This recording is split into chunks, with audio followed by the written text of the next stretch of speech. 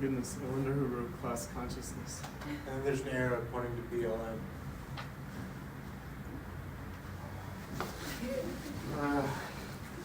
Yeah. Negation. All right.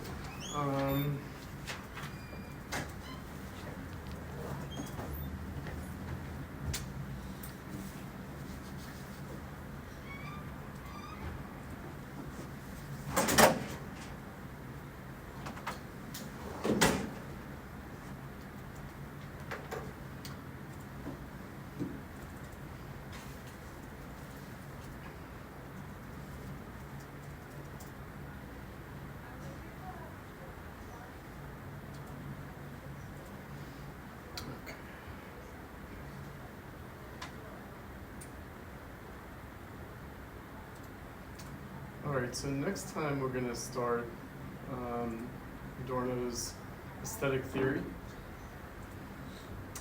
So I wanted to just explain the selection of pages that we have for next week.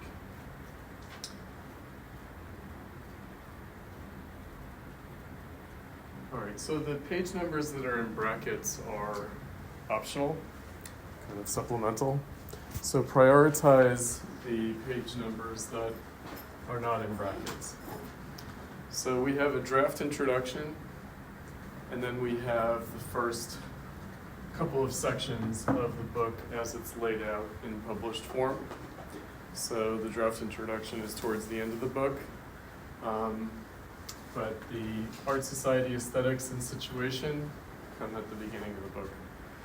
The draft introduction is really there as a kind of statement by Adorno on the point of the book.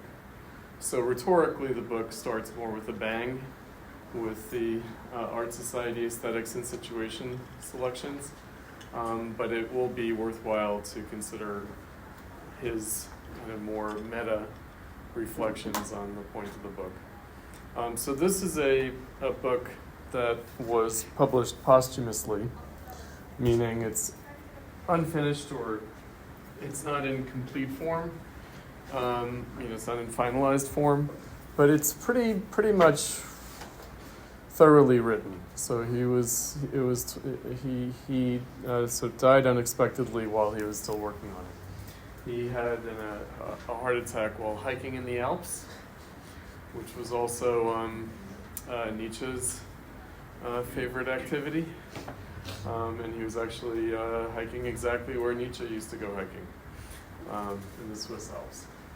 So anyway, we'll be spending a few weeks on Adorno's aesthetic theory, and interleaved in that, as we talked about last time, Critique Week, we will also look at, we'll take a break from aesthetic theory and look at foreign and formal music, which is one of the few things that Adorno has wrote that is kind of programmatic or positive, has a kind of a manifesto kind of quality to it.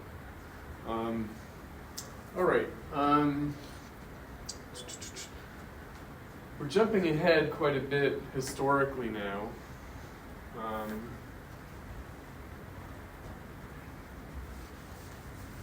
The essay that we read for today, the main essay that we read for today, is Lyric Poetry in Society, but we also have Marcuse's Note on Dialectic, and these are from around the same time. So we're in the post-World War II era. And I wanted to remind us of generally where we are historically in the readings.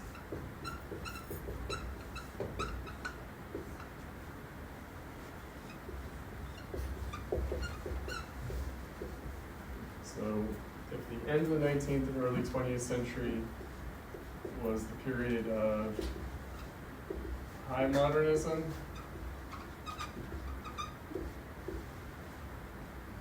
and modernism is circa 1848, phenomenon. Then there's actually a crisis of modernism around World War I and the revolutions that followed.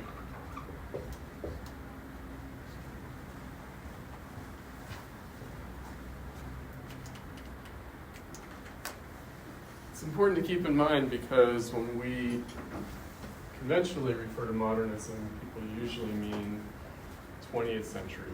They usually mean after World War I and often even after World War II. But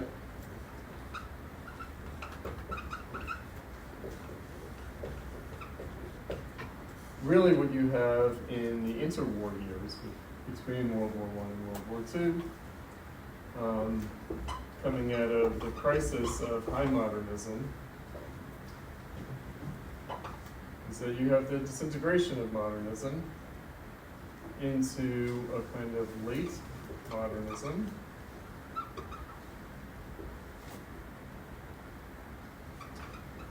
The 20th century avant-garde.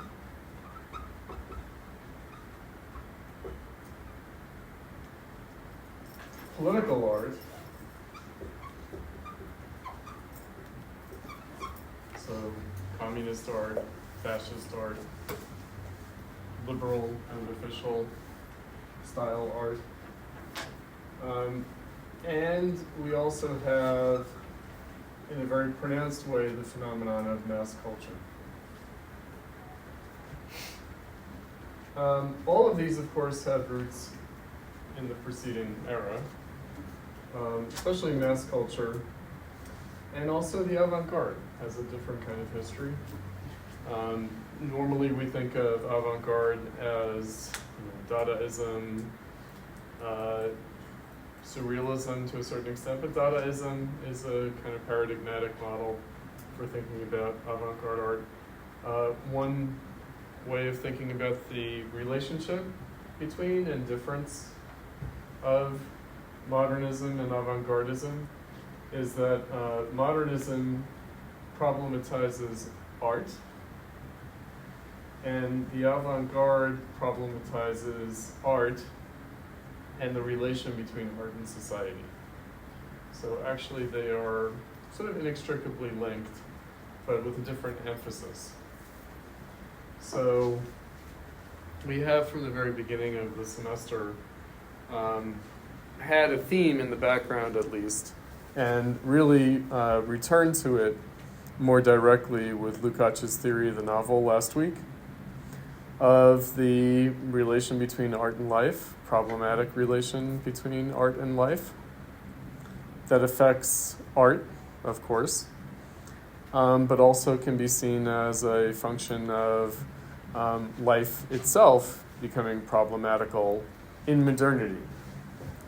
And then modernism is a response to that.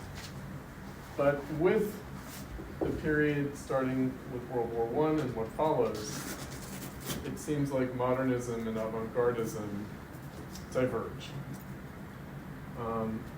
So with late modernism, what's meant is actually something observable within the career of individual artists. Picasso, as a painter, before World War I and after World War I. Different kind of style. A little bit more radical and ambitious.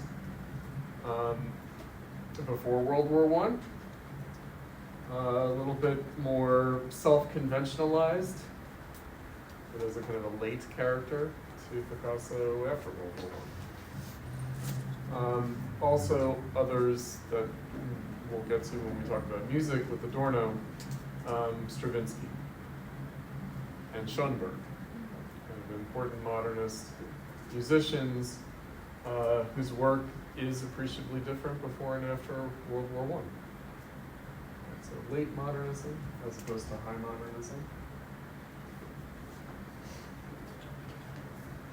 So what we could say is that high modernism built a kind of critical function of art to a pitch, but then so that dissipates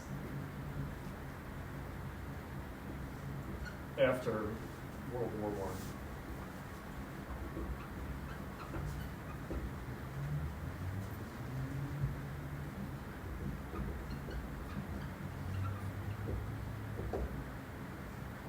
So this disintegration of modernism into these different phenomena, really, we think about the intrinsic relation of these things and how their intrinsic relation was expressed in the period before World War I. So I mention all this just to have this in mind looking ahead. So post-World War II, when the writings that we're reading now are taking place, we could say is the beginning of postmodernism.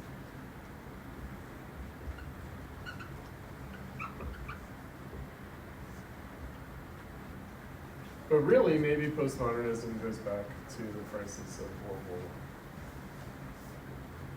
War I. But then is really only recognized in the post-World War II era as a kind of corollary to institutionalized modernism.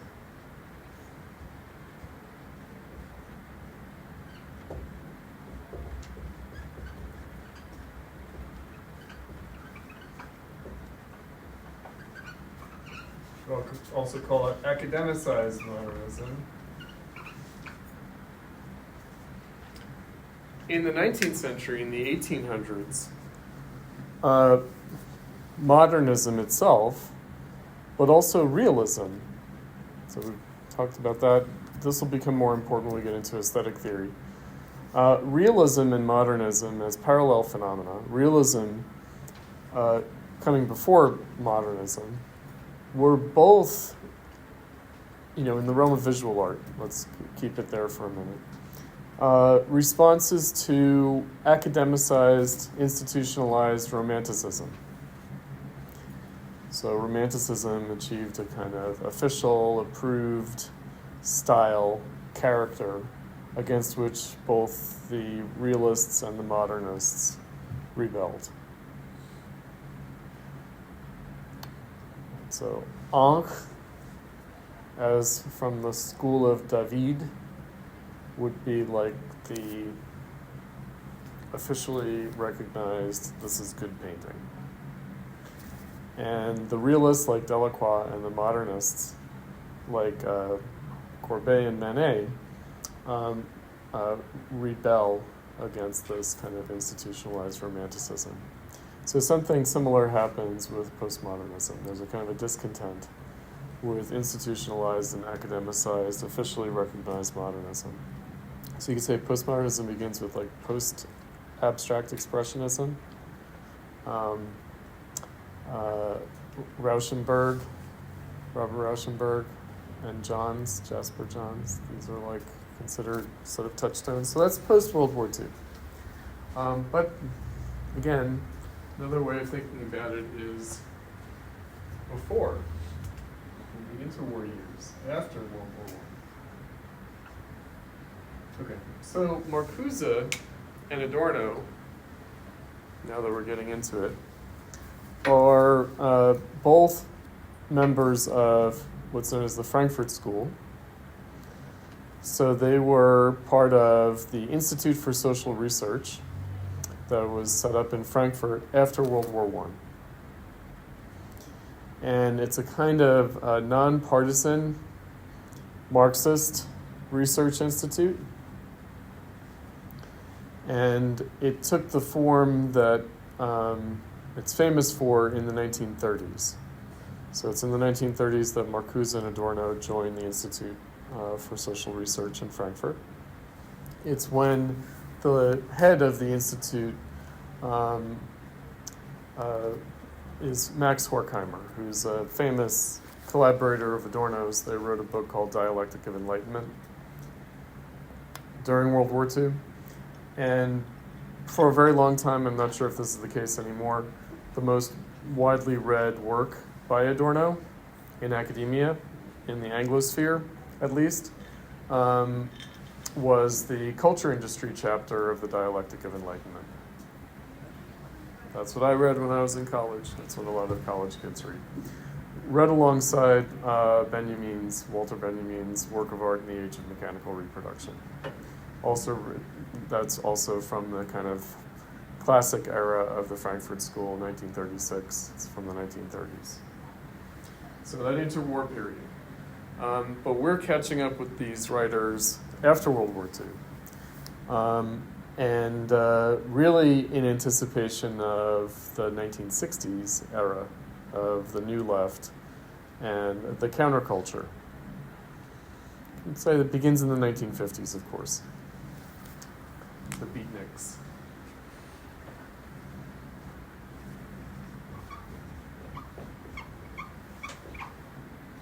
And a lot of assumptions that we have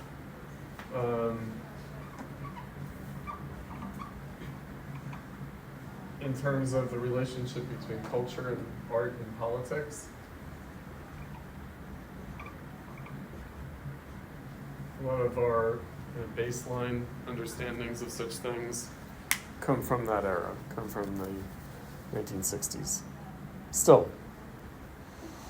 All right, so now that's the 20th century timeline we have to keep in mind. We still have to keep in mind the 19th century timeline. And the reason for that is now with Adorno, we're going to plot the emergence of capitalism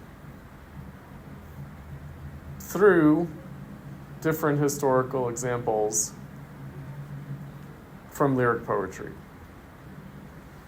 So we have lyric poetry in its kind of high bourgeois phase, that's Goethe.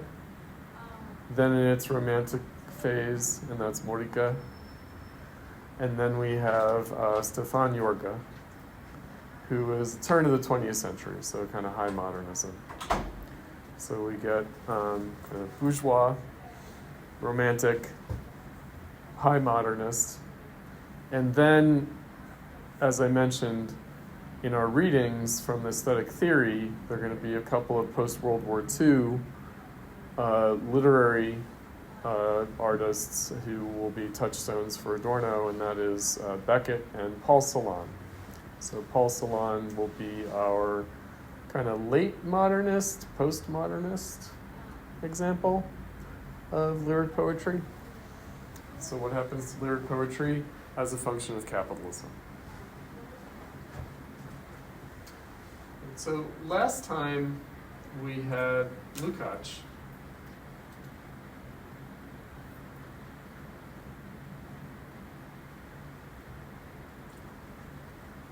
Writing around the time of World War I, and only registering modernism at the very end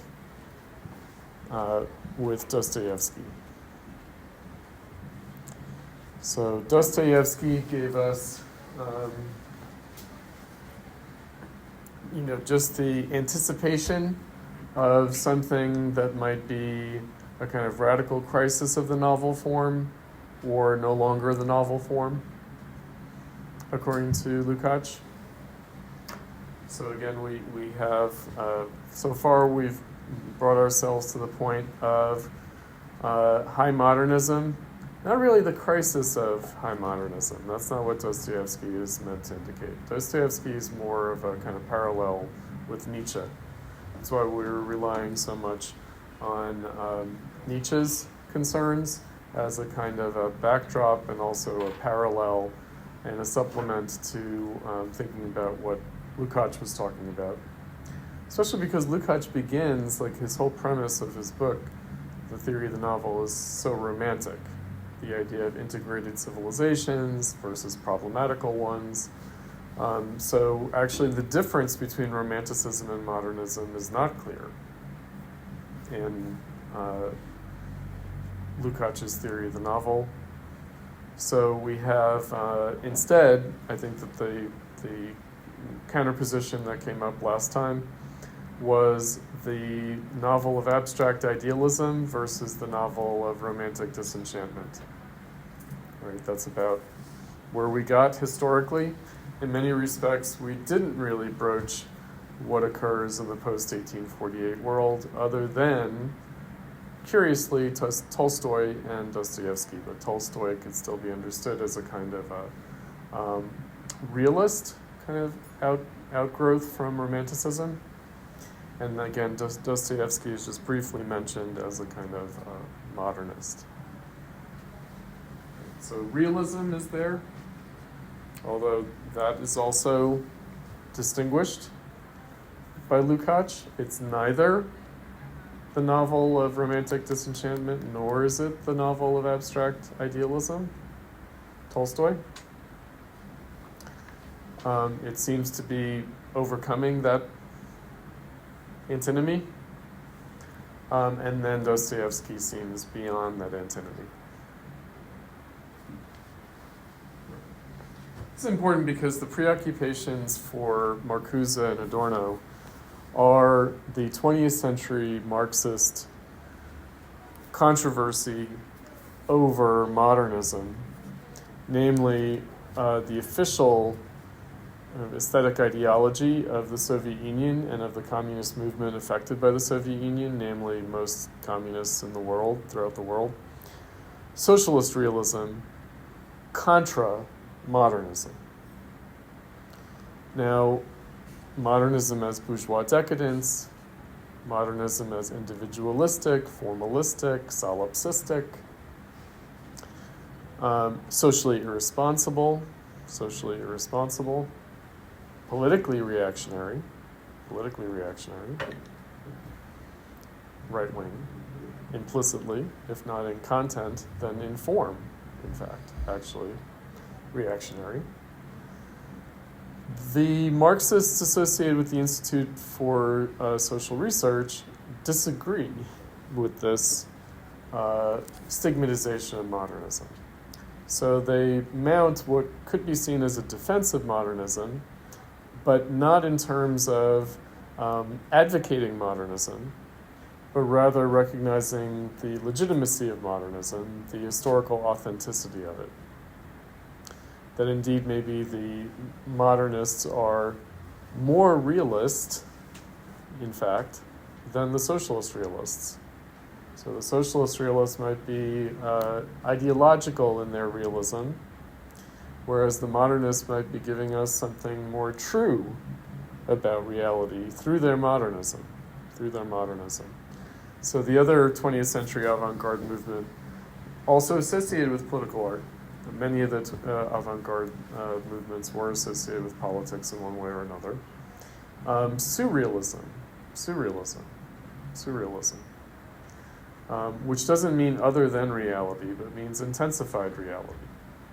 So surrealism meaning an intensified realism, a kind of hyper-realism, or a kind of uber-realism, I could say. I mention this because Paul Celan is influenced by, takes a great deal of inspiration from surrealist poetry. Okay, so realism versus modernism.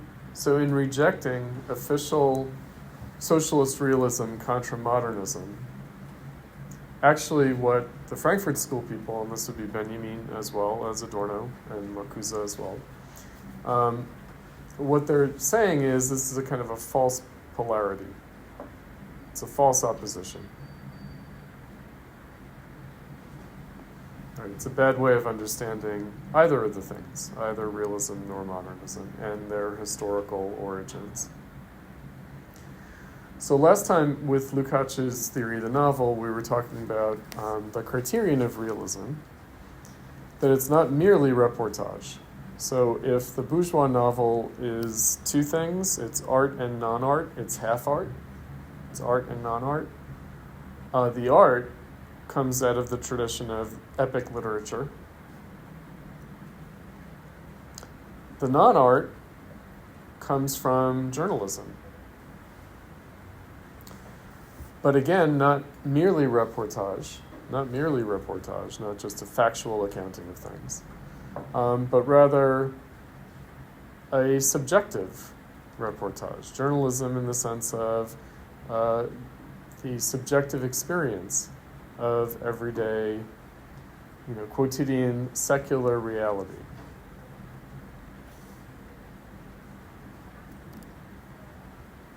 So, half art, its artistic form, the art of the narrative, comes from the epic tradition, which is ancient. But then it includes this other thing, which is more modern. Secular concerns. The concern to give us social reality. Now you could also say this is related to Nietzsche's death of tragedy, meaning when tragedy is replaced by comedy, that's a move from the religious ritual, theological, cosmological, existential, divine content of art to a more social, historical, political, secular content of art. Where if tragedy is about the will of the gods, comedy is about the will of people in society. We talked about Shakespeare being a modern tragedian, which means that Shakespeare's drama has both the quality of a modern bourgeois tragedian, which means that it has the quality of both ancient tragedy and ancient comedy. It's related to the emergence of the novel form. Also, Shakespeare is associated with the rise of modern lyric poetry. Modern lyric poetry. So lyric poetry emerges parallel to the novel and achieves a certain flowering in the late 18th and early 19th century. So in the late 1700s, early 1800s, in the Romantic era. So both the novel and the lyric poetry emerge historically in their fully developed modern bourgeois form. They attain to their concept, we might say, after starting out their emergence in the Renaissance, but they arrive by the early 1800s, by the early 19th century. And I think that we've commented on, but maybe not gone too much into detail about Kant and Hegel on poetry, right? How they both, in different ways, actually privileged poetry as a art form, right? As a synthesis of the aesthetic and the conceptual.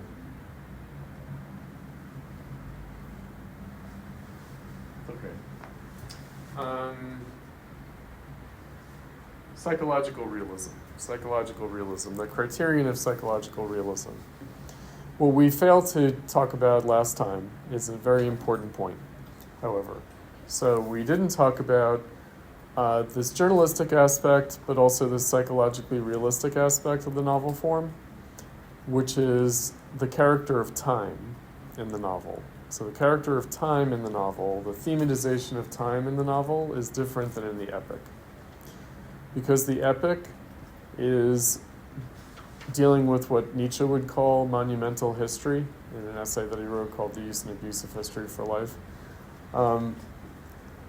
that it has a kind of a atemporal significance, meaning monumental history, the canonical events of a people almost exist outside of time. Doesn't matter how long ago they were, they remain kind of classic, canonical, current. So they're historical events that take on an eternal significance. Right, in other words, they're not secular events. They're divine events, even though they take place within history. They don't have a secular character. Because they tend to refer to the things that make the community what it is, which is more or less understood as a divine act, merely implemented by people. Prophets. Right? Establish civilizations. No? Moses established the Israelites out of bondage.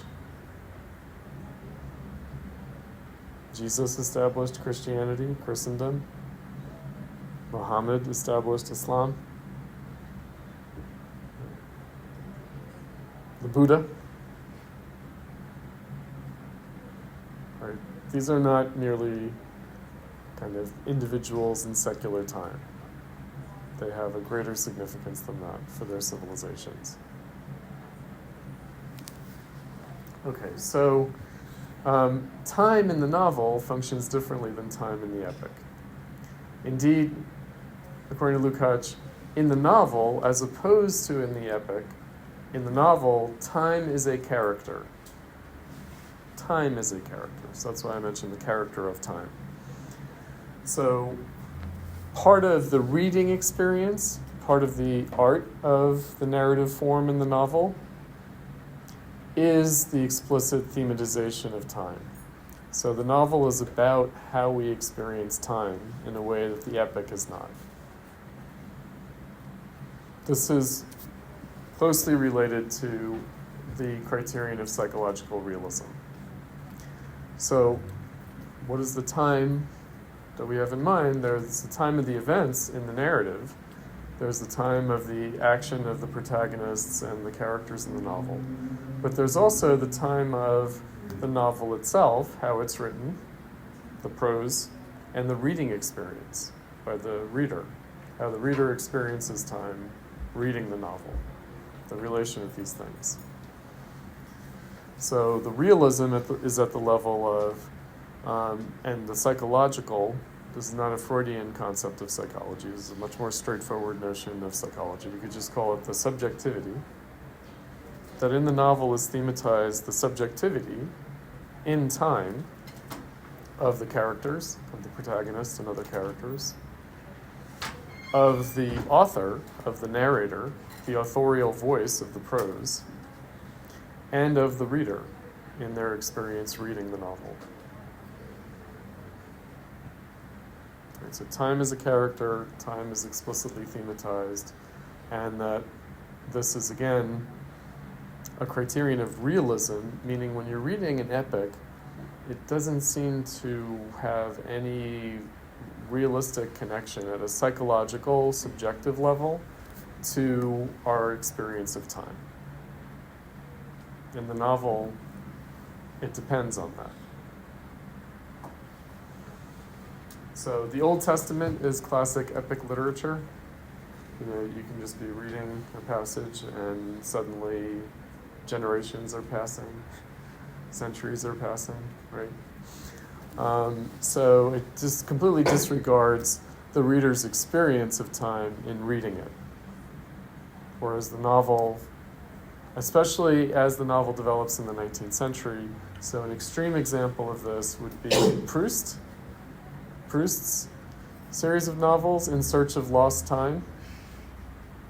In Search of Lost Time, meaning what's the time that I wasted reading this thing? Remembrance of Things Past. That's the first English translation of the novel. So that would be a high modernist novel, in which that, again, comes to a certain kind of pitch, where it challenges the very form of the novel itself. But again, still depends on psychological reality, the subjectivity of the reader, the subjectivity of the author, and the subjectivity of the characters. It's sort of hyper-subjective in those three dimensions. So psychological realism, the character of time, time being a character.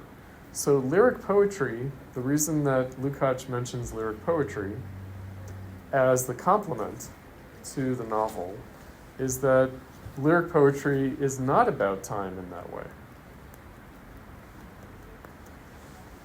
It's about the heightened moment. It's about the moment that seems to transcend the flow of time, that seems to break the flow of time, seems to arrest time in some way. And that's why lyric poetry is all about imagery. It's about a kind of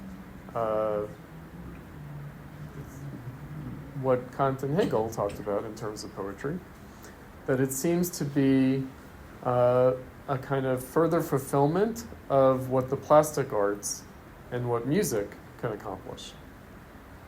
So it sort of links these things. It links verbal art, literary art. It also links things like the plastic arts, painting and sculpture, their ability to produce a kind of objectified experience, but also music, paradoxically, because music, of course, is a durational art form, and yet it's playing with time and seeking to transcend time.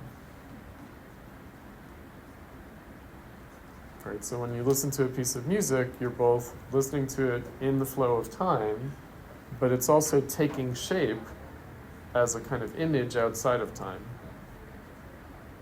Right? Sort of the composition itself, the arc of it comes into view as you're following it temporally.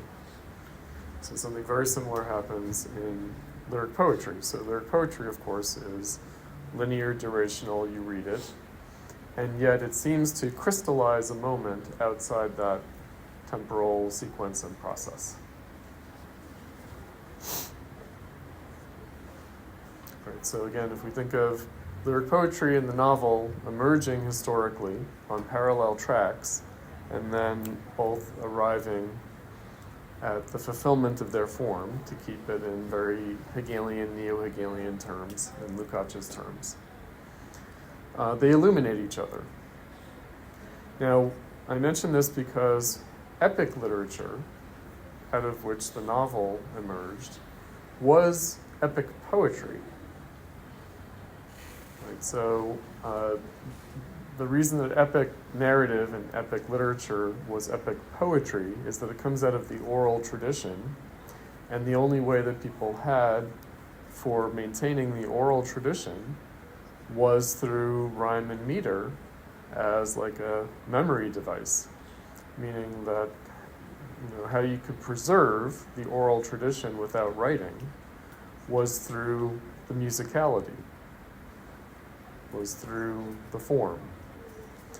So epic literature, understood as epic poetry, becomes, and has as a complement to it, lyric poetry,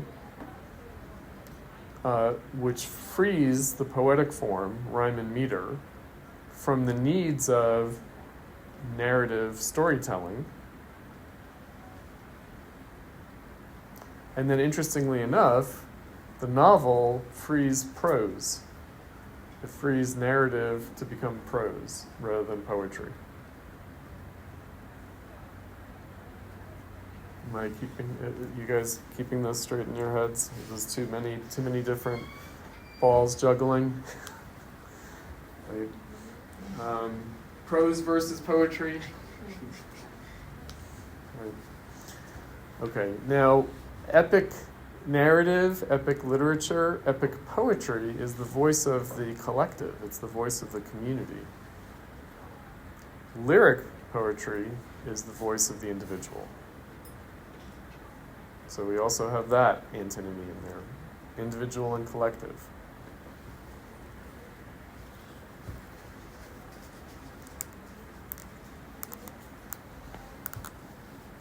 So we don't do collective narrative in rhyme and meter anymore. We don't do that anymore. We do it through prose. When we read rhyme and meter now, including when we read epic poetry now, we read it as if it were lyric poetry. We read it as the individual voice. So we associate that musicality of literary art with the individual voice, with the individual subjectivity.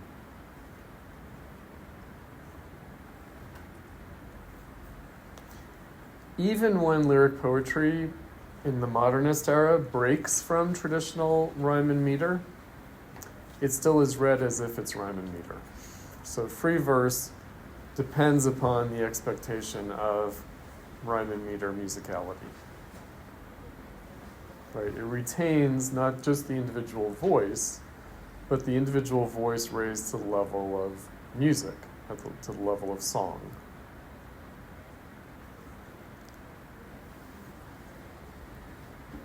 Right, so even when it breaks with rhyme and meter, it implies it. Free verse is still verse. You know what the term verse means? Verse just means the line break. So instead of the line break coming with rhyme and meter, now it comes whenever the writer wants it to come. But it's still verse. Right, it's still that kind of shaping of the linearity of language. Right, it's still kind of breaking it up in a particular way. Still giving it a kind of plastic form.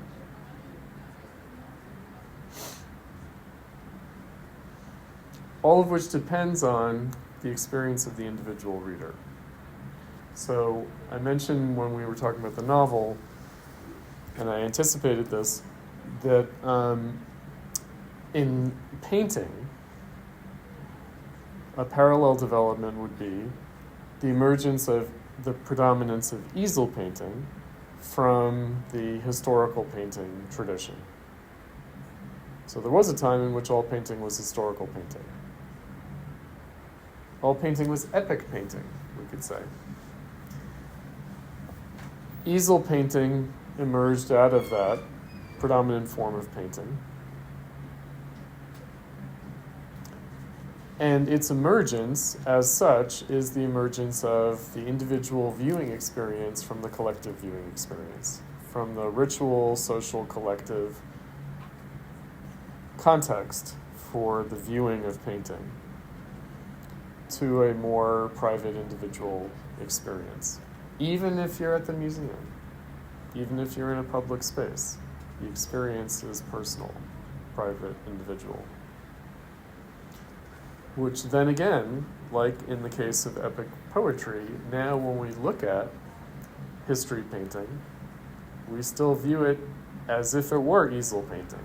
In other words, we have a personal, individual, private, subjective experience of that history painting. Although, of course, painters have desperately tried to return to the collective viewing experience. So they've done like muralism, and then it's been done also in a political way, because they're like, oh, we want to go back to the collective experience. Well, you can sort of pretend it's a collective experience, but really it's just an aggregate of individual experiences because it's divorced from its ritual function.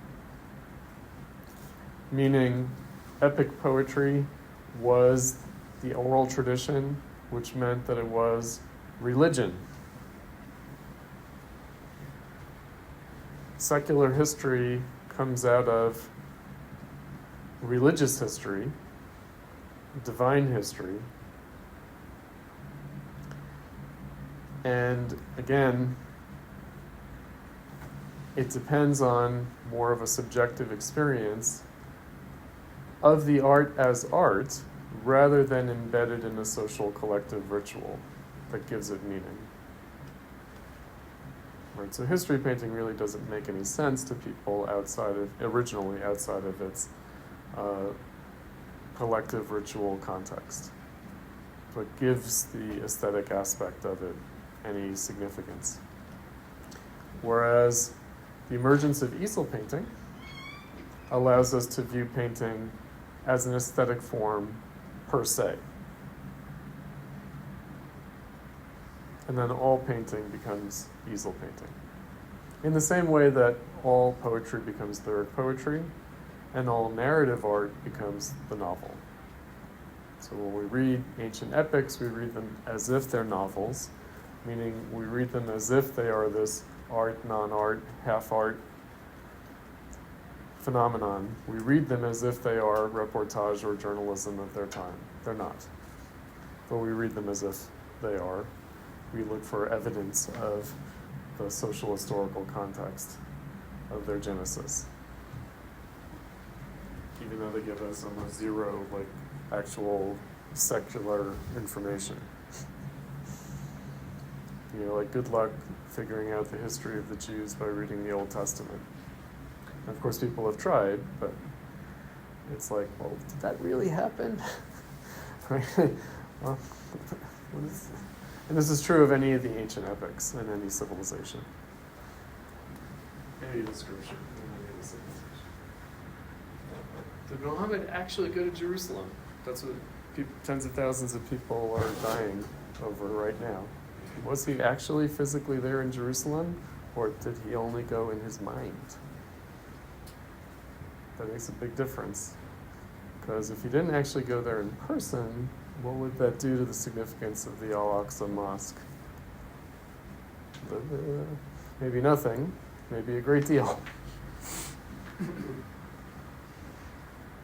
Sorry, this is my conversations with my husband, who's Muslim. Did it really happen? It doesn't matter whether it really happened because the Quran says. All right. Hold on.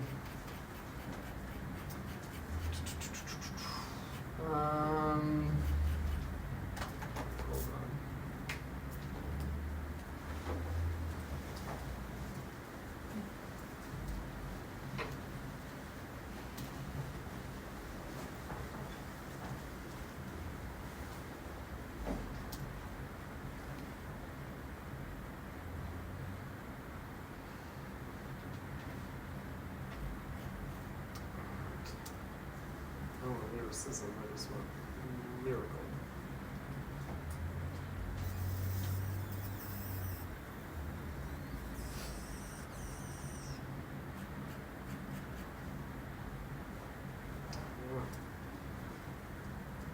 I guess I can do this. Let's see.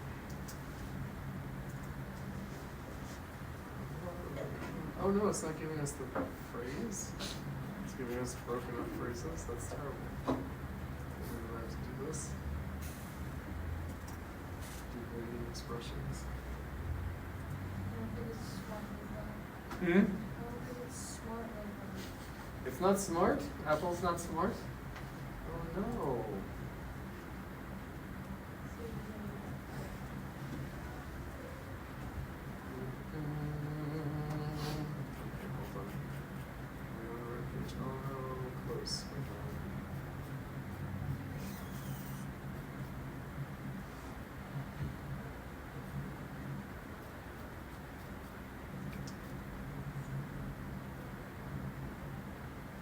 Ugh.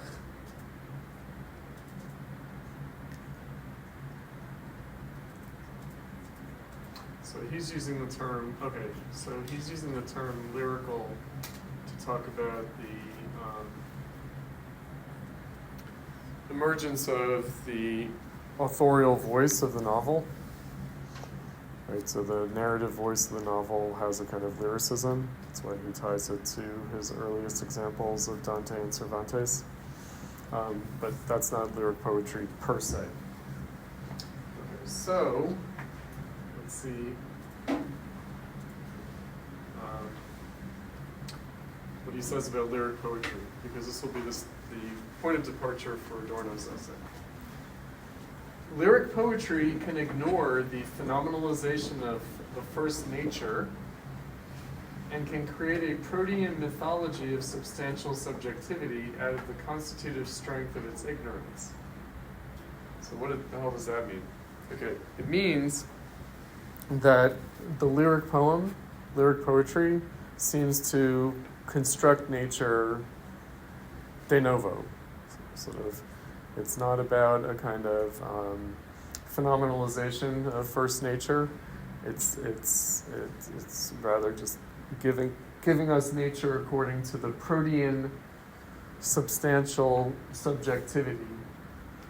Right, so it's kind of like ignore the world, and I'm just going to create the world through this lyricism. In lyric poetry, only the great moment exists, the moment in which the meaningful unity of nature and soul, or their meaningful divorce, the necessary and affirmed loneliness of the soul, becomes eternal. So it's not something that happens in time. At the lyrical moment, the purest interiority of the soul, set apart from duration, without choice, lifted above the obscurely determined multiplicity of things, solidifies into substance, whilst alien, unknowable nature is driven from within to agglomerate into a symbol that is illuminated throughout.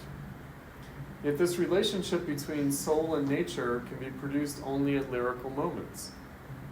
Otherwise, nature is transformed, because of its lack of meaning, into a kind of picturesque lumber room of sensuous symbols for literature. It seems to be fixed in its bewitched mobility and can only be reduced to a meaningfully animated calm by the magic word of lyricism. Such moments are constitutive and form determining only for lyric poetry. Only in lyric poetry do these direct, sudden flashes of the substance become like lost original manuscripts suddenly made legible. Only in lyric poetry is the subject, the vehicle of such experiences, transformed into the sole carrier of meaning, the only true reality. Drama is played out in a sphere that lies beyond such reality, and in the epic forms, the subjective experience remains inside the subject. It becomes mood. And nature, bereft of its senseless, autonomous life, as well as of its meaningful symbolism, becomes a background, a piece of scenery, an accompanying voice. It has lost its independence and is only a sensually perceptible projection of the essential, of interiority. The second nature, the nature of man-made structures, has no lyrical substantiality. Its forms are too rigid to adapt themselves to the symbol-creating moment. The content of the second nature, precipitated by its own laws, is too definite to be able to rid itself of those elements which in lyric poetry are bound to become essayistic. Furthermore, these elements are so much at the mercy of laws, are so absolutely devoid of any sensuous valency of existence, independent from laws, that without them they can only disintegrate into nothingness. This second nature is not dumb, sensuous, and yet senseless like the first. It is a complex of senses, meanings, which have become rigid and strange, and which no longer awakens interiority. It is a charnel house of long-dead interiorities. The second nature can only be brought to life, if this were possible, by the metaphysical act of reawakening the souls, which in an early or ideal existence created or preserved it. It can never be animated by another interiority. It is too akin to the soul's aspirations to be treated by the soul as mere raw material for moods, yet too alien to those aspirations ever to become their appropriate and adequate expression. Estrangement from nature, the first nature, the modern sentimental attitude to nature, is only a projection of man's experience of his self-made environment as a prison instead of a parental home. What's the second nature that he's talking about? Society. Yeah. So first nature is, again, a projected myth of something that exists without humans, and therefore can become the adequate symbol of the essentially human. Whereas second nature, because it is what is produced by humans, can't serve that kind of symbolic significance, because it's too enmeshed in the merely human to be the expression of what is essentially human. This is dialectics, by the way. So what does that mean? It means that humanity constitutes itself through its otherness, through positing something other than itself, nature, but also positing itself as other to nature and as other to itself. Is it hindered by self-alienation? Self-alienation, exactly. In other words, humanity is defined by its self-alienation. And that self-alienation is projected onto nature, so that nature becomes the true side of our humanity, because it's not us. Right? I mean, again, he's depending on our, conventional notion of lyric poetry, which is lyric poetry is all about kind of natural imagery that's given a kind of subjectivity as if it were human. Character of, like the reflective character is more emphasized rather than whatever they're really. Oh, of course, absolutely. Sense of. That's right. So this is again Hegelianism, meaning, we don't know nature, or using Kant. I'll use Kant first. We don't know nature in itself. We only know nature through our experience of it. And if you recall, then for Hegel, that's why art is higher than nature, because we're clearly seeing what we've produced rather than hiding behind the idea that it exists without us.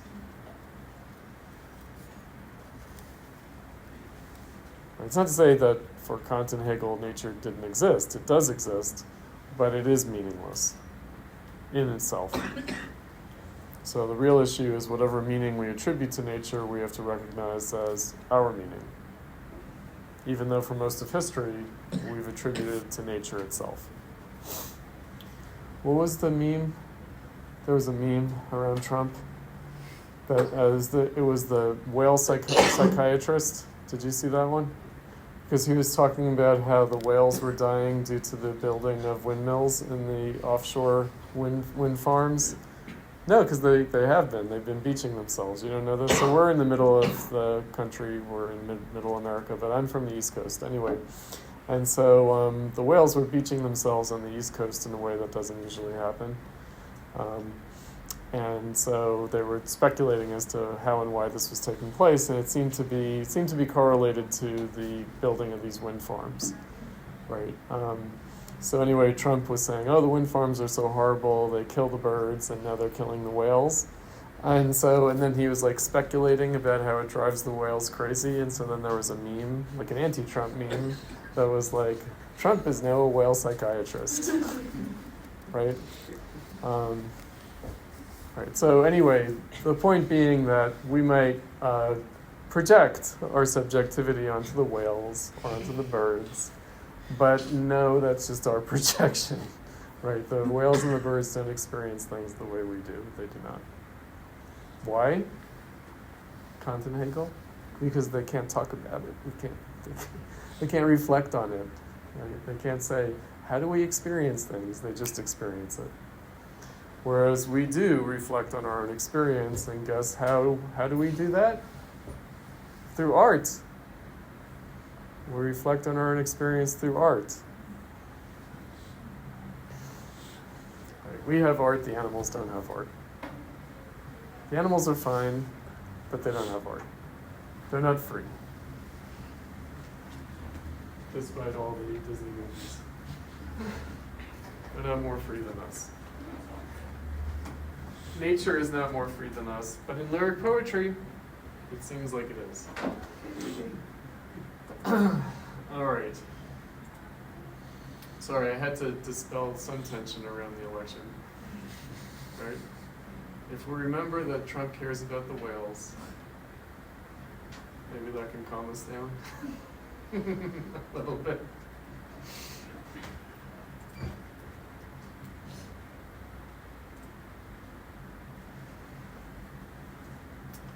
All right. So I wanted to start with the Marcuse rather than with the Adorno. We talked a little bit last time about Marxism. We kind of introduced Marxism a little bit. We're going to introduce Marxism in yet another way tonight.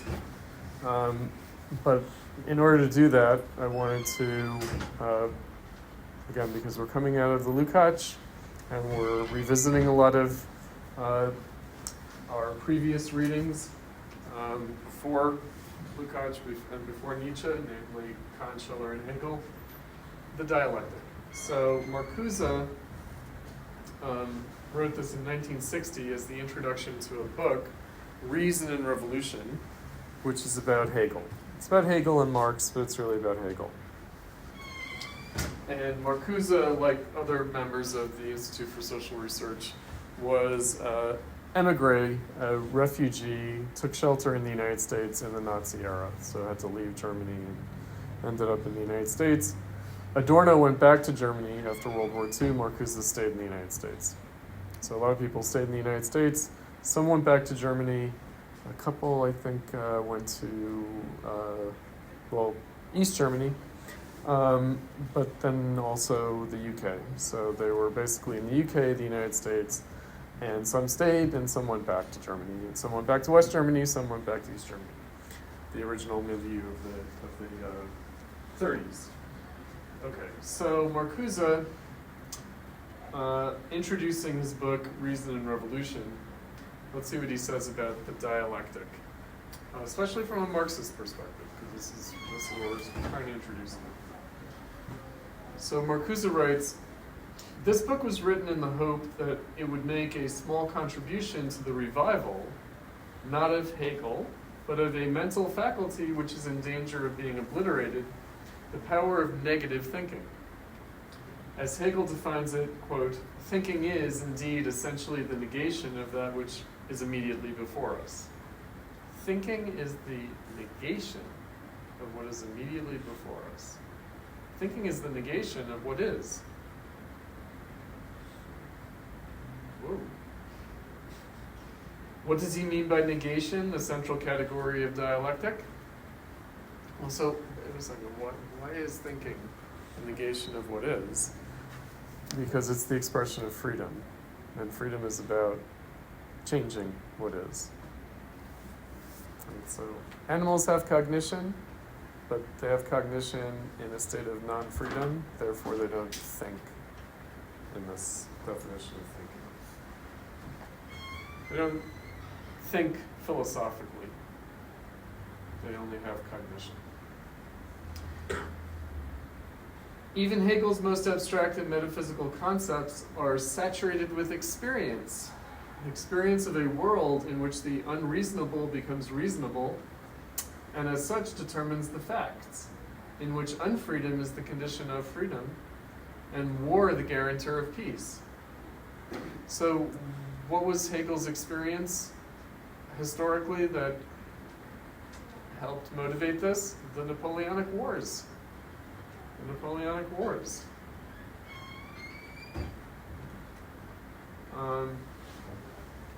The Revolution. This world contradicts itself. Common sense and science purge themselves from this contradiction. But philosophical thought begins with the recognition that the facts do not correspond to the concepts imposed by common sense and scientific reason. In short, with the refusal to accept them. To the extent that these concepts disregard the fatal contradictions which make up reality, they abstract from the very process of reality. The negation which dialectic applies to them is not only a critique of a conformist logic, which denies the reality of contradictions, it is also a critique of the given state of affairs on its own grounds, of the established system of life, which denies its own promises and potentialities. So again, when we've talked about the dialectic of what is and what ought to be, dialectic of being and becoming, dialectic of the extant and the potential and possibility for transformation, contradiction of nature and spirit. So, established system of life that denies its own promises and potentiality. Today, this dialectical mode of thought is alien to the whole established universe of discourse and action. Because it is. It seems to belong to the past, right? To this kind of bourgeois idealism. This utopian idea of freedom. It seems to belong to the past and to be rebutted by the achievements of technological civilization. The established reality seems promising and productive enough to repel or absorb all alternatives. Thus, acceptance and even affirmation of this reality appears to be the only reasonable methodological principle. Moreover, it precludes neither criticism nor change. On the contrary, insistence on the dynamic character of the status quo, on its constant revolutions, is one of the strongest props for this attitude. Yet this dynamic seems to operate endlessly within the same framework of life, streamlining rather than abolishing the domination of man, both by man and by the products of his labor. Progress becomes quantitative and tends to delay indefinitely the turn from quantity to quality. That is, the emergence of new modes of existence with new forms of reason and freedom. The power of negative thinking is the driving power of dialectical thought, used as a tool for analyzing the world of facts in terms of its internal inadequacy. He says, I choose this vague and unscientific formulation in order to sharpen the contrast between dialectical and undialectical thinking. Inadequacy implies a value judgment. Dialectical thought invalidates the a priori opposition of value and fact by understanding all facts as stages of a single process, a process in which subject and object are so joined that truth can be determined only within the subject-object totality. All facts embody the knower as well as the doer. They continuously translate the past into the present. The objects thus contain subjectivity in their very structure. Now, what or who is this subjectivity that, in a literal sense, constitutes the objective world? Hegel answers with a series of terms denoting the subject in its various manifestations: thought, reason, spirit, idea. Since we no longer have that fluent access to these concepts which the 18th and 19th centuries still had, I shall try to sketch Hegel's conception in more familiar terms. Nothing is real which does not sustain itself in existence, in a life and death struggle with the situations and conditions of its existence. The struggle may be blind or even unconscious, as in inorganic matter. It may be conscious and concerted, such as the struggle of mankind with its own conditions and with those of nature. Reality is the constantly renewed result of the process of existence, the process, conscious or unconscious, in which that which is becomes other than itself. An identity is only the continuous negation of inadequate existence, the subject maintaining itself in being other than itself. Each reality, therefore, is a realization, the development of subjectivity. The latter comes to itself in history, where the development has a rational content. Hegel defines it as progress in the consciousness of freedom. Again, a value judgment, and this time a value judgment imposed upon the world as a whole. But freedom is for Hegel an ontological category. It means being not a mere object, but the subject of one's existence, not succumbing to external conditions, but transforming factuality into realization. This transformation is, according to Hegel, the energy of nature and history, the inner structure of all being. One may be tempted to scoff at this idea, but one should be aware of its implications. Dialectical thought starts with the experience that the world is unfree. That is to say, man and nature exist in conditions of alienation, exist as other than they are. Any mode of thought which excludes this contradiction from its logic is a faulty logic. Thought corresponds to reality only as it transforms reality by comprehending its contradictory structure. Here the principle of dialectic drives thought beyond the limits of philosophy. For to comprehend reality means to comprehend what things really are, and this in turn means rejecting their mere factuality. Rejection is the process of thought as well as of action. While the scientific method leads from the immediate experience of things to their mathematical logical structure, philosophical thought leads from the immediate experience of existence to its historical structure, the principle of freedom. Freedom is the innermost dynamic of existence, and the very process of existence in an unfree world is, quote, the continuous negation of that which threatens to deny freedom. Thus, freedom is essentially negative. Existence is both alienation and the process by which the subject comes to itself in comprehending and mastering alienation. For the history of mankind, this means attainment of a state of the world in which the individual persists in inseparable harmony with the whole, and in which the conditions and relations of his world, quote, possess no essential objectivity independent of the individual. As to the prospect of attaining such a state, Hegel was pessimistic.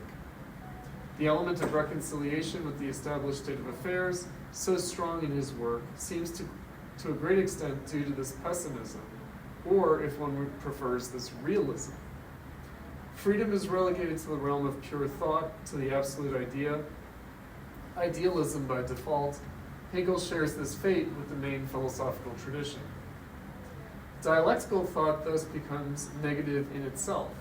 Its function is to break down the self-assurance and self-contentment of common sense, to undermine the sinister confidence in the power and language of facts, to demonstrate that unfreedom is so much at the core of things that the development of their internal contradictions leads necessarily to qualitative change.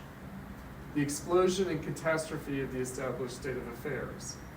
Hegel sees the task of knowledge as that of recognizing the world as reason by understanding all objects of thought as elements and aspects of a totality, which becomes a conscious world in the history of mankind. Dialectical analysis ultimately tends to become historical analysis, in which nature itself appears as part and stage in its own history and in the history of man. The progress of cognition from common sense to knowledge arrives at a world which is negative in its very structure, because that which is real opposes and denies the potentialities inherent in itself. Potentialities which themselves strive for realization. Reason is the negation of the negative. Let me jump ahead here. Oh, actually, let me stick with this. Interpretation of that which is in terms of that which is not. Confrontation of the given facts with that which they exclude. This has been the concern of philosophy wherever philosophy was more than a matter of ideological justification or mental exercise. The liberating function of negation in philosophical thought depends upon the recognition that the negation is a positive act. That which is repels that which is not, and in doing so repels its own real possibilities. Consequently, to express and define that which is, on its own terms, is to distort and falsify reality. Reality is other and more than that codified in the logic and language of facts. Here is the interlink between dialectical thought and the effort of avant-garde literature, the effort to break the power of facts over the word, and to speak a language which is not the language of those who establish, enforce, and benefit from the facts. As the power of the given facts tends to become totalitarian, to absorb all opposition and to define the entire universe of discourse, the effort to speak the language of contradiction appears increasingly irrational, obscure, and artificial. The question is not that of a direct or indirect influence of Hegel on the genuine avant-garde, though this is evident in Mallarmé and Villiers de Ile d'Adam. In surrealism, in Brecht, dialectic and poetic language meet rather on common ground. The common element is the search for an authentic language, the language of negation, as the great refusal to accept the rules of a game in which the dice are loaded. The absent must be made present because the greater part of the truth is in that which is absent. This is Mallarmé's classic statement. He quotes Mallarmé. I say flower, and out of the oblivion where my voice banishes all contours, musically rises, different from every known blossom, the one absent from all bouquets, idea itself indelicate. In the authentic language, the word, quote, is not the expression of a thing, but rather the absence of this thing. The word makes the things disappear and imposes upon us the feeling of a universal want and even of its own want. Close quote. Poetry is thus the power to deny the things, the power which Hegel claims paradoxically for all authentic thought. Valery, another modernist poet, asserts, quote, in short, thought is the labor which brings to life in us that which does not exist. He asks the rhetorical question, what are we without the help of that which does not exist? This is not existentialism, it is something more vital and more desperate, the effort to contradict a reality in which all logic and all speech are false, to the extent that they are part of a mutilated whole. The vocabulary and grammar of the language of contradiction are still those of the game. There is no other language. But the concepts codified in the language of the games are redefined by relating them to their determinate negation. This term, which denotes the governing principle of dialectical thought, can be explained only in a textual interpretation of Hegel's logic. Here it must suffice to emphasize that by virtue of this principle, the dialectical contradiction is distinguished from all pseudo and crackpot opposition, beatnik and hipsterism. The negation is determinate if it refers the established state of affairs to the basic factors and forces which make for its destructiveness, as well as for the possible alternatives beyond the status quo. In the human reality, they are historical factors and forces, and the determinate negation is ultimately a political negation. As such, it may well find authentic expression in non-political language, and the more so as the entire dimension of politics becomes an integral part of the status quo, meaning not revolutionary. Dialectical logic is critical logic. It reveals modes and contents of thought which transcend the codified pattern of use and validation. Dialectical thought does not invent these contents. They have accrued to the notions in the long tradition of thought and action. Dialectical analysis merely assembles and reactivates them. It recovers tabooed meanings and thus appears almost as a return, or rather a conscious liberation of the repressed. Since the established universe of discourse is that of an unfree world, dialectical thought is necessarily destructive, and whatever liberation it may bring is a liberation in thought, in theory. Pardon me. However, the divorce of thought from action, of theory from practice, is itself part of the unfree world. No thought and no theory can undo it, but theory may help to prepare the ground for their possible reunion. And the ability of thought to develop a logic and language of contradiction is a prerequisite for this task. In what then lies the power of negative thinking? Let me jump ahead.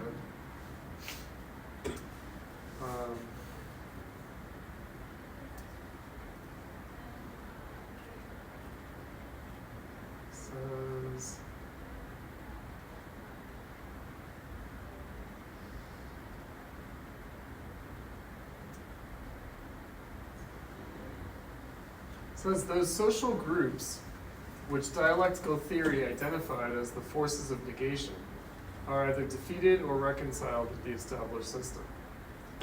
So the working class from the perspective of Marxism. Before the power of the given facts, the power of negative thinking stands condemned. This power of facts is an oppressive power. It is the power of man over man appearing as objective and rational condition. Against this appearance, thought continues to protest in the name of truth, and in the name of fact. For it is the supreme and universal fact that the status quo perpetuates itself through the constant threat of atomic destruction, through the unprecedented waste of resources, through mental impoverishment, and last but not least, through brute force. These are the unresolved contradictions. They define every single fact and every single event. They permeate the entire universe of discourse and action. Thus, they define also the logic of things, that is, the mode of thought capable of piercing the ideology and of comprehending reality whole. No method can claim a monopoly of cognition, but no method seems authentic, which does not recognize that these two propositions are meaningful descriptions of our situation. The whole is the truth, and the whole is false. So the whole is the truth is Hegel, and the whole is false is Adorno. But we'll get there. We'll get there.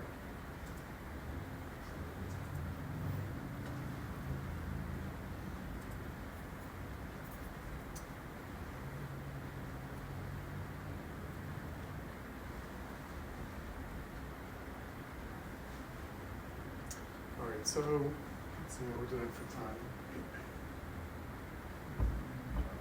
Maybe let's take a little break. We'll take our 5 minutes now.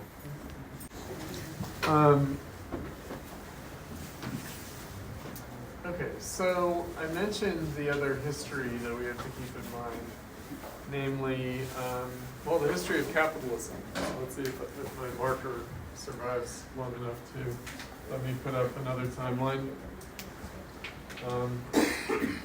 So the timeline that we started the course with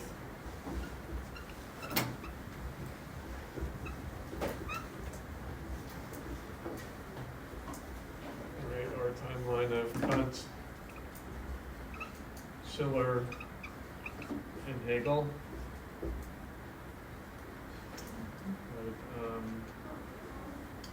And then keeping in mind another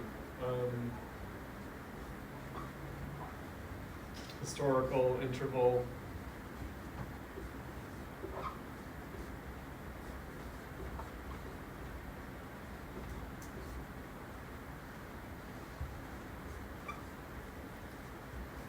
the Industrial Revolution.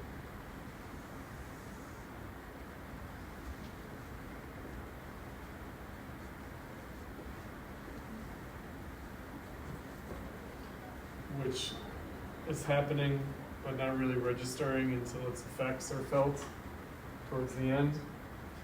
And this is of course why Marx is the character that he is, but it's also the reason why modernism is the way that it is. All right, so that modernity has this very specific meaning, namely capitalist modernity. Because from Marx's perspective, now we're reading Marxists, the Industrial Revolution is what defines capitalism per se.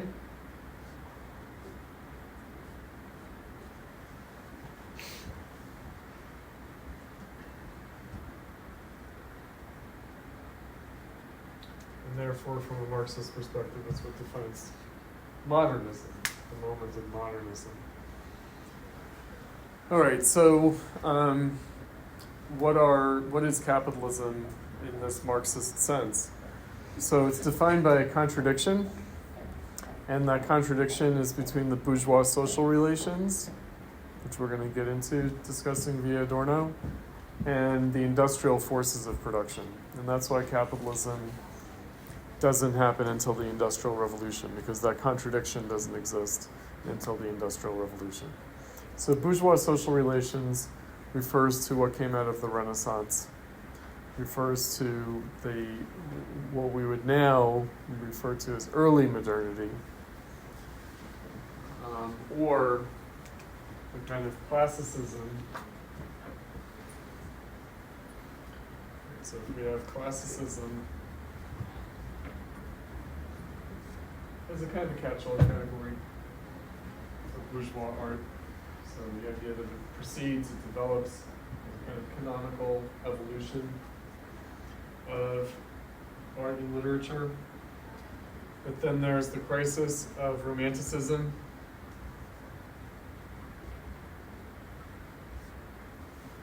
The crisis of that sense of the historical canon organically evolving and developing. And then modernism is one outgrowth of Romanticism, where Baudelaire says the sense of loss of the canon of classicism is actually a gain of something new and different, modernity. But along the way, we also have, as a parallel outgrowth of Romanticism, realism. The realism is more associated with the 1830s, modernism with the 1840s. I'll also just mention, although I wouldn't want to equate these two things, the moment of realism is also the moment that photography is invented. So photography is invented at the same time, which raises the question of pictorial realism and how photography might have something to do with it, but also might be a violation of it. Right? Might be a kind of ersatz realism, kind of a fake realism photography. Precisely because it is objectivistic and naturalistic, as opposed to imaginative and artistic. Okay. All right, so keeping that in mind, because we're going to have to track our historical examples that Adorno provides.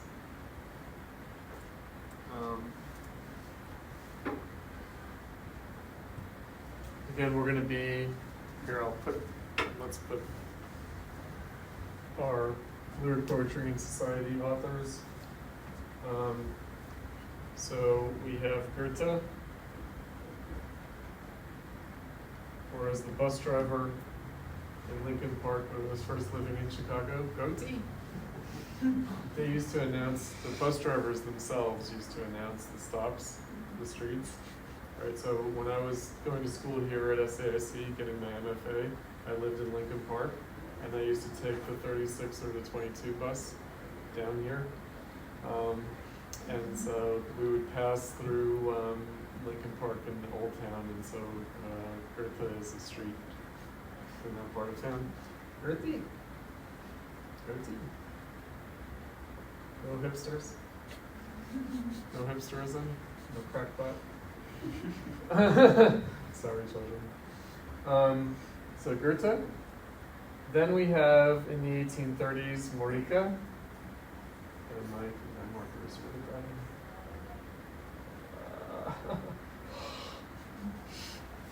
Oh no, children, it's dead.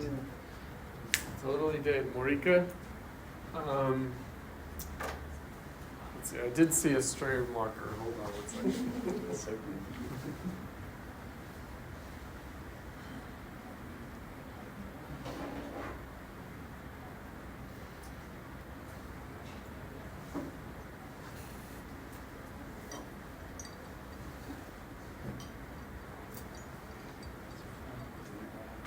Stray marker in the wild. I don't know if it's the carcass of a marker or whether it's a living marker. Oh, it's alive. Goethe.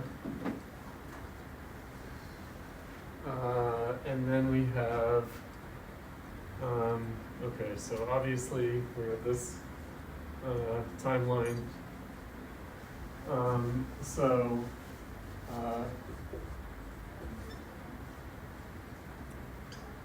Stefan Yorga, or George.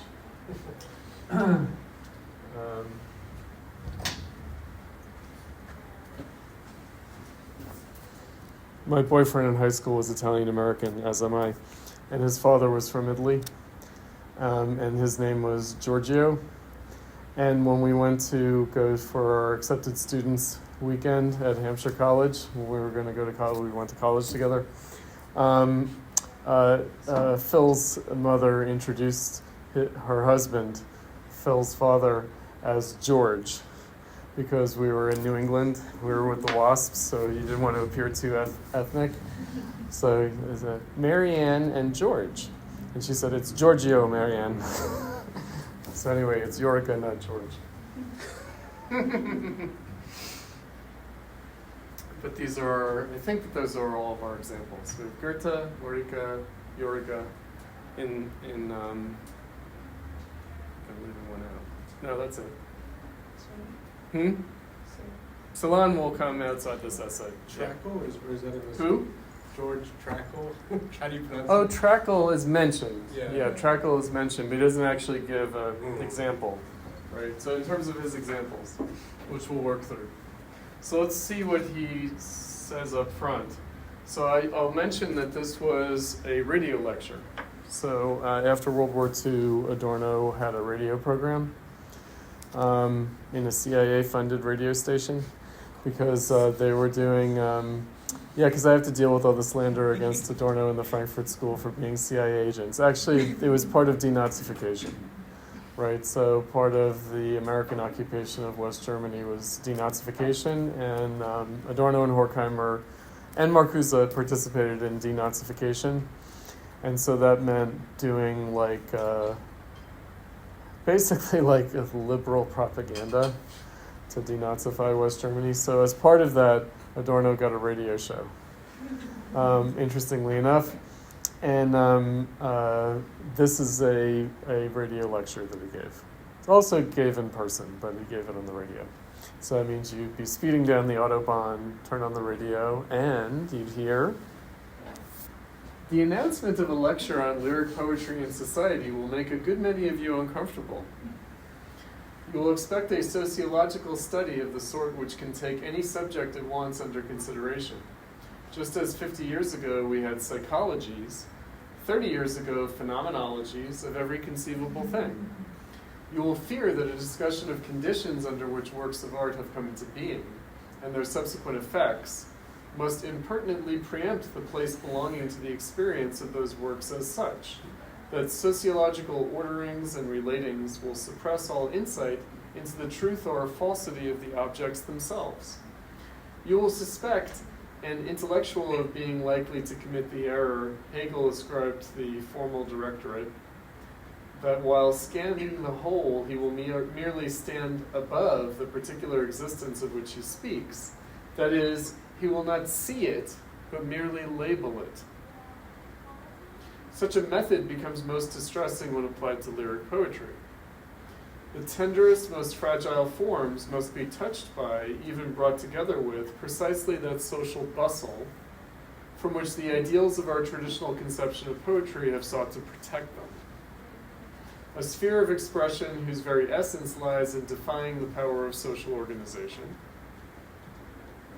either by refusing to see it or by overcoming it through the pathos of distance, as in Baudelaire or Nietzsche, must be arrogantly made by the sociologist into the opposite of that which it knows itself to be.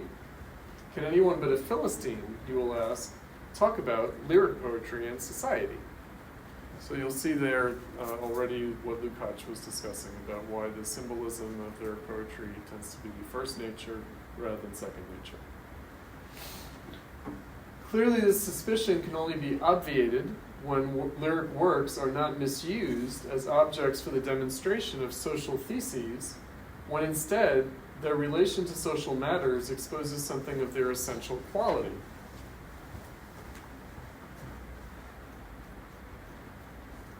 Something of the reason for their poetic worth. Such a relation must not lead us away from the works, it must lead us more deeply into them. This is really to be expected, however, as a moment's reflection will show, for the meaning of a poem is not merely the expression of individual experiences and stirrings of emotion. Rather, these become artistic only when, precisely because of their defined aesthetic form, they participate in the generality of things. Of course, what a lyric poem expresses is not necessarily what everyone experiences. Its generality is not of a general will, not a generality which arises through an ability to communicate just those things which others are not able to express.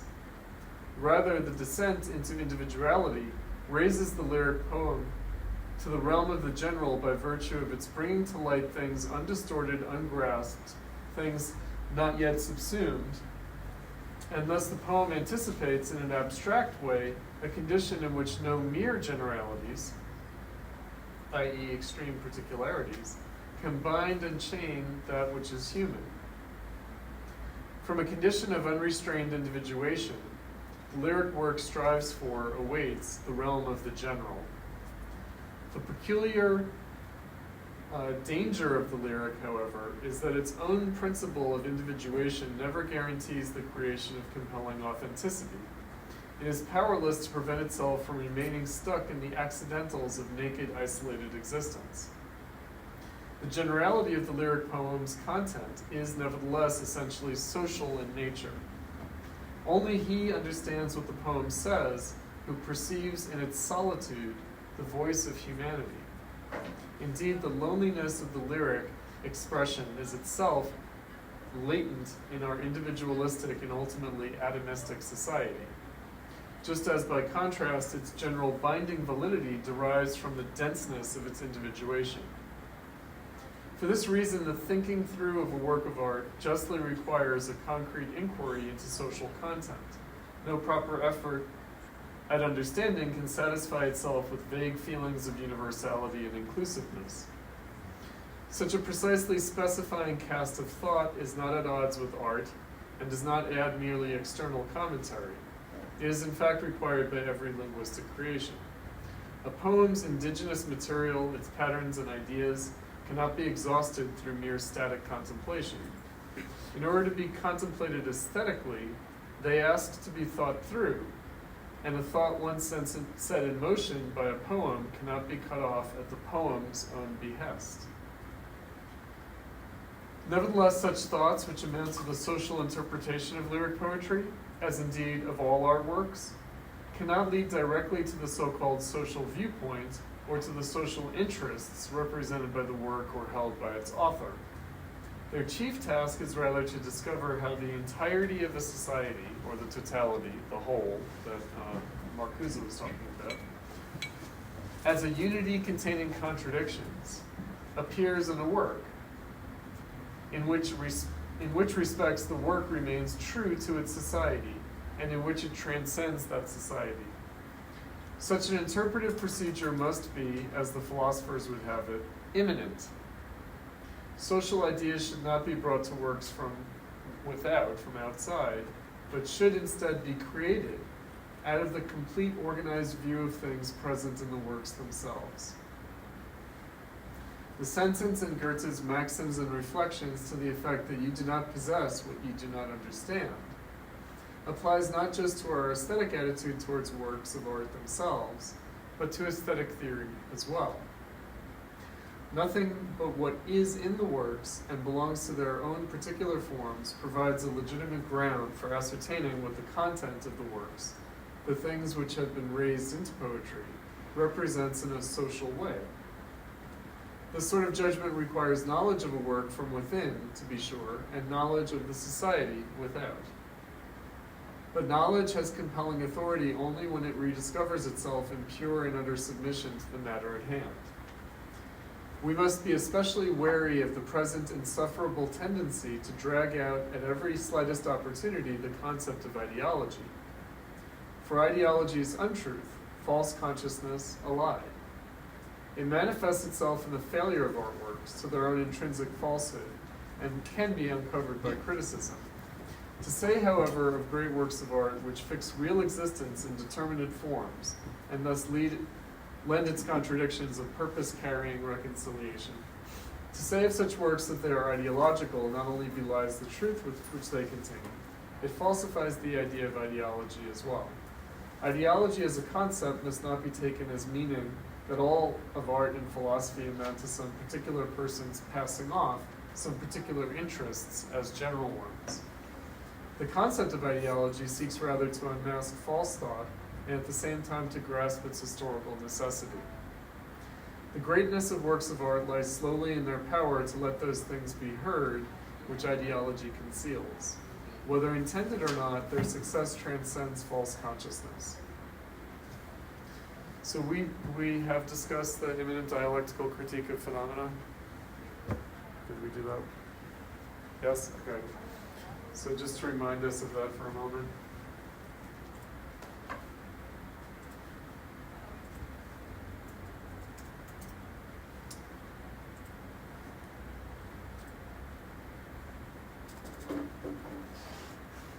Right, so all phenomena are necessary in their appearance. They're necessary forms of appearance. They're necessary in their form of appearance. But they're also forms of appearance of necessity. All right, so this speaks to what Marcuse was talking about in the Note on Dialectic. Right, so they refer to the way the essence must appear from within, not illuminated from without, but illuminated from within, according to inner contradiction, self-contradiction, internal, not external contradiction. And that such phenomena are thereby revealed as pointing beyond themselves. Mm-hmm. That my question is,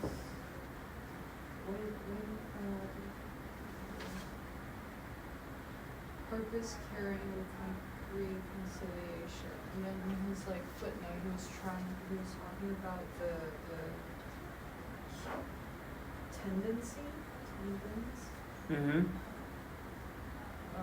Any discovery of unity and contradictions is necessarily the realization of a human historical purpose, or tendence. Like, what does Tendency. Yeah, what does he mean by tendency? Well, the potential and possibility for transformation, like where they're pointing, how they're kind of indicating a possibility beyond themselves, right, or beyond their situation.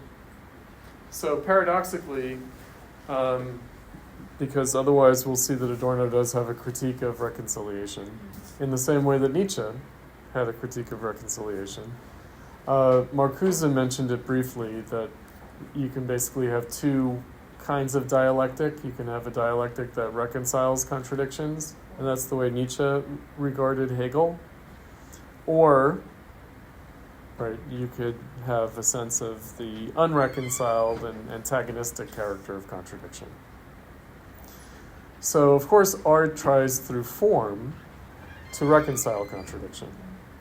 And yet it might be just in that attempt that the impossibility of it is revealed. So both ways can be a phenomenon of transformation. Right. So the reconciliation would point beyond itself to a transformation, but also the irreconcilable antagonism would point beyond itself to a transformation. And that's where we get the Nietzsche self-Aufhebung, like the self-transcendence or self-overcoming. Right, but that the fear is that the philosophy, Hegel, or the artwork will reconcile contradictions as if we've already overcome them, whereas in fact the point is to indicate the task of overcoming them. Right, so it instantiates the possibility of overcoming them, but the problem being that it might present it as if it's already overcome. That's the illusion. Right, that's the illusion. And that's the ideological character of it. Right, so what part of the language that he's using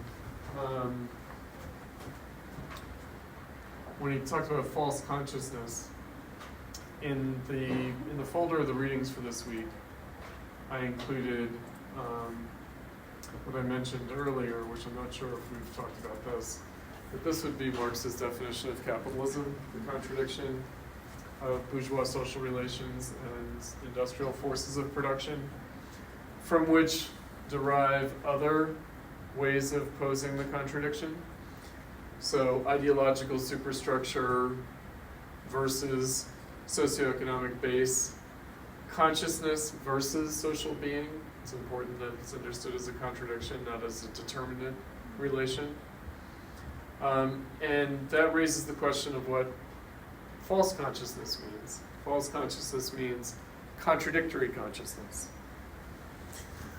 But it would be ideological in the pejorative sense if it pretended that there was an identity, thereby a non-contradiction between social being and consciousness, right? A kind of reconciled relationship between social being and consciousness. So when Adorno uses this language of identity, he's saying, well, of course the artwork posits an identity, right? Its form posits an identity of contradictory things. And in so positing, it has a dual character. It can either serve an affirmative function or an ideological function, as if we've already overcome the contradiction, or it can perform a critical function, in which it presents the need to overcome the contradiction rather than our already having achieved it, the desire for that overcoming rather than it being already accomplished.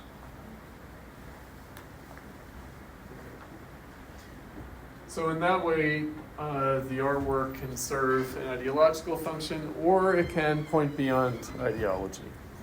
Now, often, these are inseparable. The affirmative and the critical character is inseparable.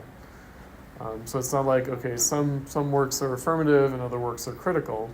All works are more or less affirmative and critical. So the fact that the work of art idealizes reality has this dual character. It has the character of presenting a false reconciliation that has not been achieved but pretends to be achieved. But then it also has this ideal character that points beyond what is, and therefore it has more of a potential critical meaning.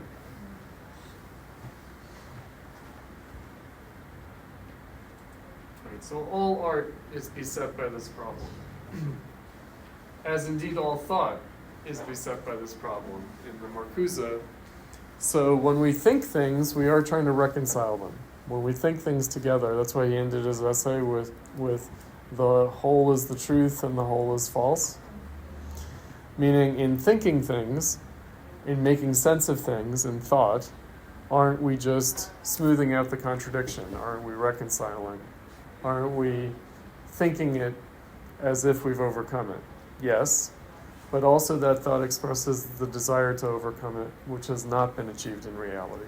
So it's more of a sense-making process where you're trying to connect the it's just hard to almost impossible. It's paradoxical, Yeah. right? It's paradoxical, meaning it's literally antinomical. So, whether we objectify our experience in works of art, or whether we reflect our experience in thought, either way, we might, through form of thought or through aesthetic form, reconcile what is still contradictory in reality. And so we have to do that to express the desire to overcome the contradiction, but in doing that, we might satisfy ourselves with just doing that rather than with actually changing reality.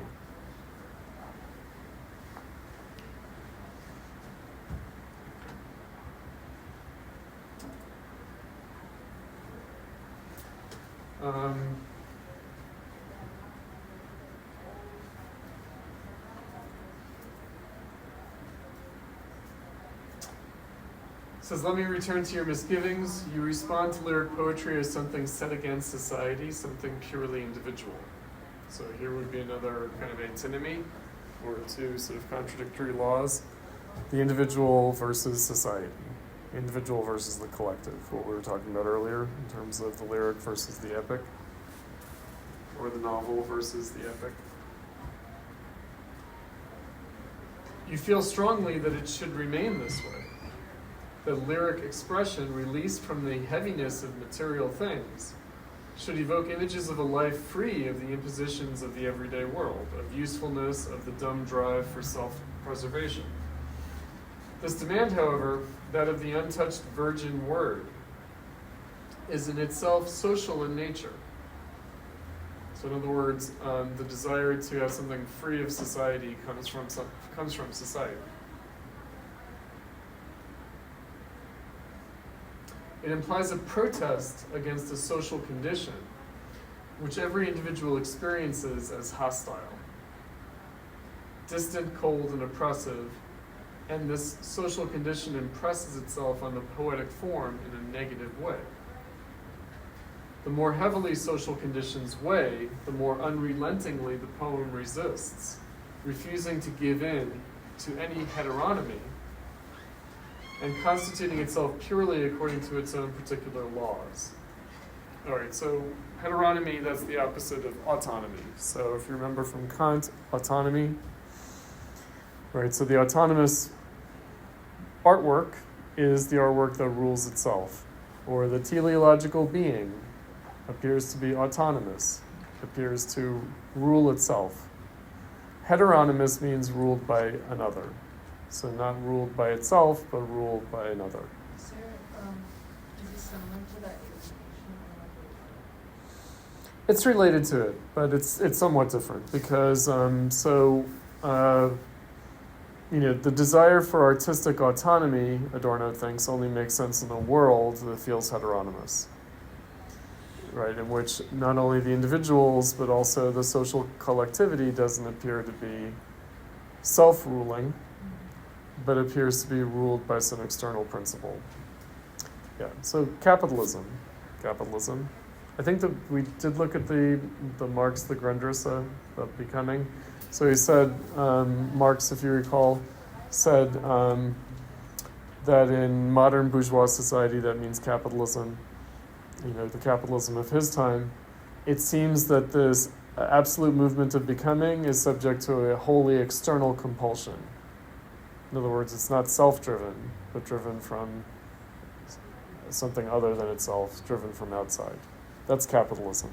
And of course, that is not literally the case, because capitalism is our own doing, and yet we experience capitalism as if it's a law of nature, as if it's an alien force or a divine condition, a kind of existential curse.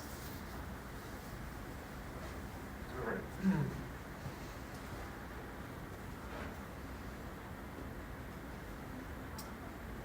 So the poem's detachment from naked existence becomes the measure of the world's falsity and meanness. Protesting against these conditions, the poem proclaims the dream of a world in which things would be different. The idiosyncrasy of poetic thought, opposing the overpowering force of material things, is a form of reaction against the reification of the world. It's the thingification of the world. Against the rule of the wares of commerce over people, which has been spreading since the beginning of the modern era, which since the Industrial Revolution has established itself as the ruling force in life. Even Rilke's cult of things belongs to this form of idiosyncrasy, as an attempt to bring the alien objects into subjectively pure expression and dissolve them there, to give their alienness metaphysical credit. The aesthetic weakness of this cult of things, the cryptic gesture, the mixing of religion and decorative handicraft, betrays at once the genuine power of reification that can no longer be painted over with a lyric aura and can no longer be comprehended.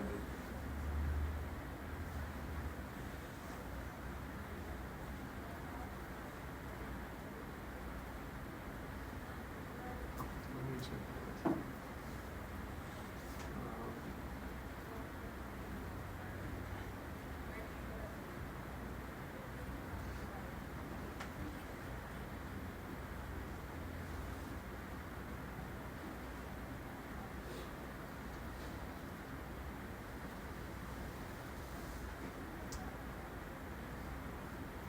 So he does a review of the ancient origins of lyric poetry in order to say, lyric poetry arrives in a new place in bourgeois society, and especially in capitalism.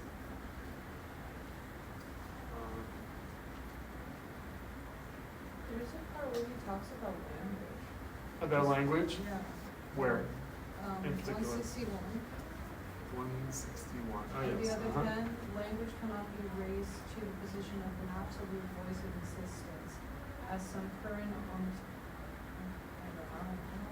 ontological Ontological. or linguistic would have it. I was just curious about the four more lines down, the moment of self-forgetting in which the subject submerges in language is not a sacrifice of himself to be. I don't understand that one. All right, this is a little bit of a, let's look at the whole paragraph. So he starts in the preceding paragraph, he says,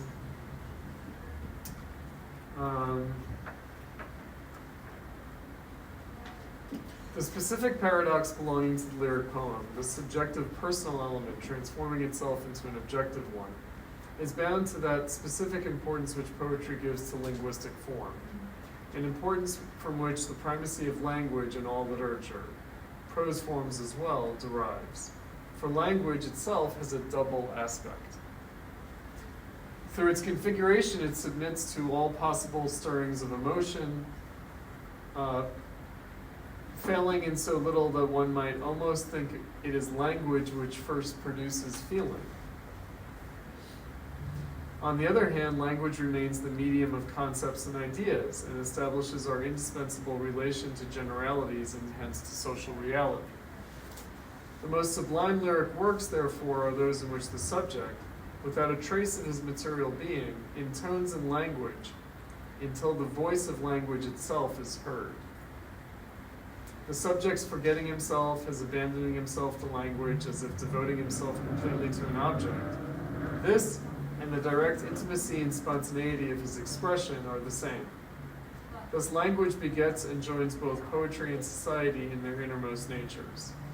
Lyric poetry, therefore, shows itself most thoroughly integrated into society at those points where it does not repeat what society says, where it conveys no pronouncements, but rather where the speaking subject, who succeeds in his expression, comes to full accord with the language itself, i.e. with what language seeks by its own inner tendency.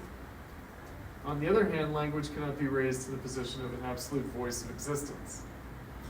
As some current ontological theories of linguistics would have it, the subject whose personal expression, in contrast to the mere signification or reporting of objective content, is necessary if that level at which the voice of historical existence may be heard is to be reached.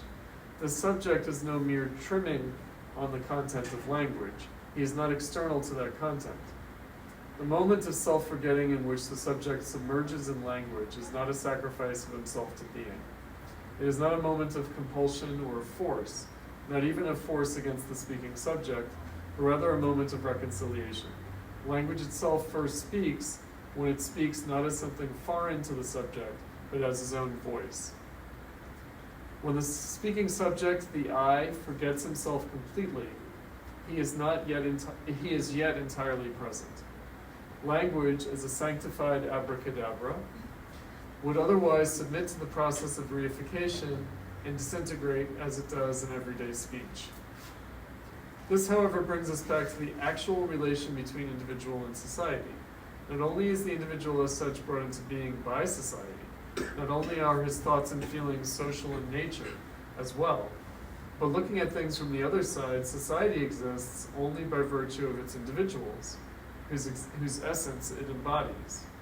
If in the past, the great philosophers professed the truth, rejected to be sure by our modern logical positivists, that subject and object are no rigid, isolated poles, but can be identified only within the process in which they interact, then lyric poetry is the experimental test of this philosophical proposition. In the lyric poem, the subject negates both his naked, isolated opposition to society, as well as his mere functioning within rationally organized society. Okay, so language. So obviously we only have language because we're in society.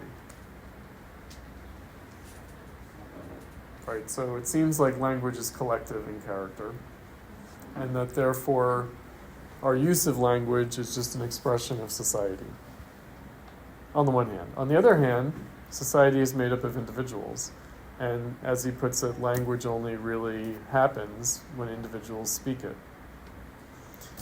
What he's talking about in terms of like the modern linguistics is anthropological structuralism and also linguistic structuralism or structural linguistics. So the idea that somehow our thought and our cognition is determined by language. And indeed that society itself is determined by language. And he also argues that it's not. Yes, and why is that? Because society doesn't just exist, it can also be changed. And of course, what the lyric poem is trying to do in protesting against social reality is give a truth of language that's different from the ordinary social, conventional, discursive use of language. Is this the same direction we're in? He was trying to describe Right. why he was Right, so language, by the way, so how did ancients think of language, the ancient peoples? Language comes from God or the gods. Language is divine in origin. So the Bible begins, in the beginning was the Word. Right, so logos. Right, so God is logos. What's the God of the Old Testament? Yahweh. and Yahweh means I am that I am. Right, so it's a kind of speaking into existence, right, which is the creation of the world. So it seems like language precedes the world, has that, or that the world speaks itself into existence. That's God. Well, maybe, but it might also be a kind of reification of language. It's a kind of it makes language the cause rather than the effect.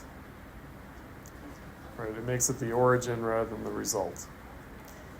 Now, on the one hand, that would appear to make it seem like we are, I don't know, trapped in language.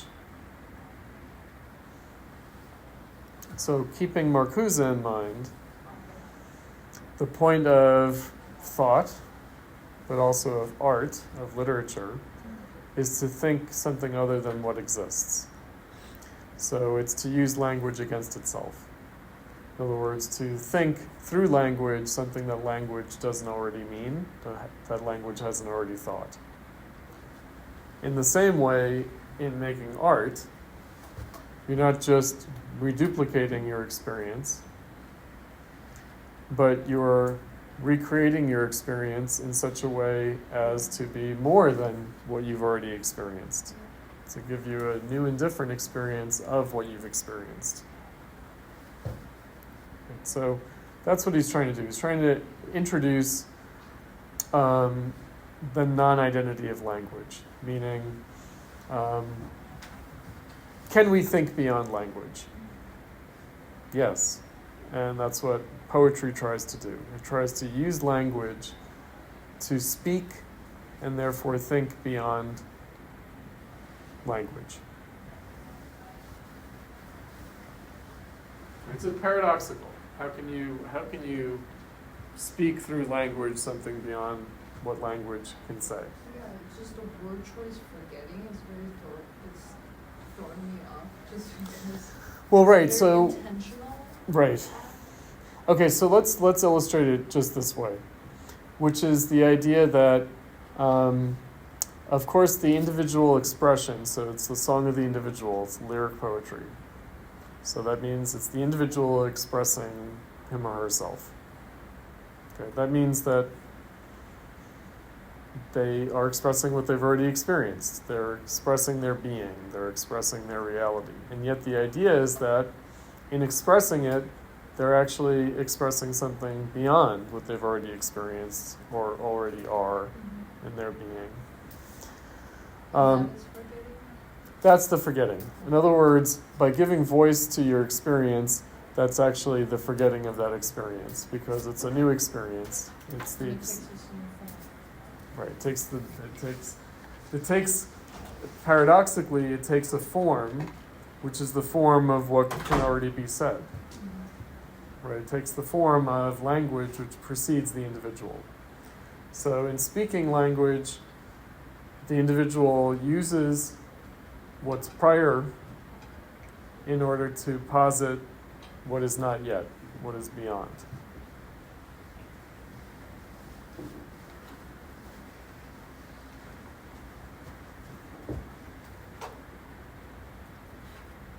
So again, keeping in mind what Marcuse has said, the power of that which does not exist, right?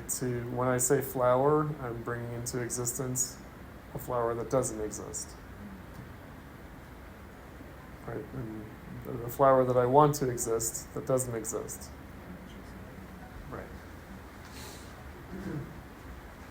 But again, just the very basic paradox would be, how can we use artistic forms, including linguistic forms, and linguistic forms being the most obviously social in character, the most obviously conventional in character, how can we use existing forms to express something that doesn't already exist? Right. Because this is true of, how do you enter into the tradition of painting and produce something that hasn't already been determined by the tradition of painting? It's a fundamental paradox. How does art transcend culture in that sense? Because all art, all literature is just culture meaning it's just a kind of socially, historically conventional reproduction of what is. And he mentioned himself as social in nature. Right, so how can something so thoroughly social in nature express something beyond this society? And so the obvious way that that is the case is when lyric poetry tries to take itself outside of society. Right, it does that by going into nature and going into the interiority of the individual. So it goes into external nature, apparent nature outside of society, but also apparent interiority outside of society.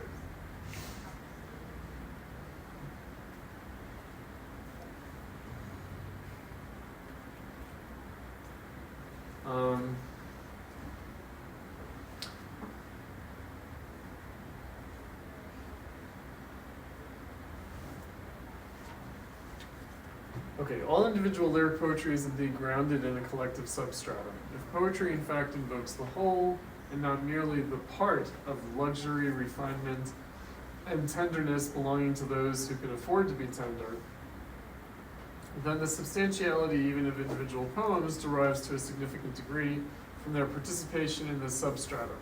In all likelihood, it is this substratum that first makes of language the medium in which the subject becomes more than just a subject. The regard which Romanticism had for folk song is only the more striking example of this, certainly not the most compelling. For Romanticism followed a program of transfusing the collective into the individual, and as a result, the individual poem tended to indulge more in technical illusion of generality than to possess such a generality, one arising out of the poem itself. We'll see that he associates this with Yorga, with like high modernism, what he calls a kind of archaism. Right, so high modernism seems to be a kind of hyper romantic to the point of being archaic.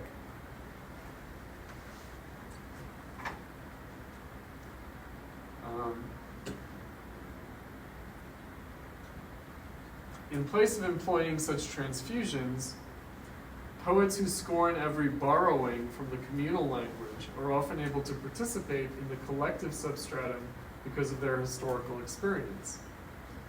He says, I name Baudelaire, whose poetry gives a slap in the face to the happy medium and even to every normal middle-class feeling of social sympathy.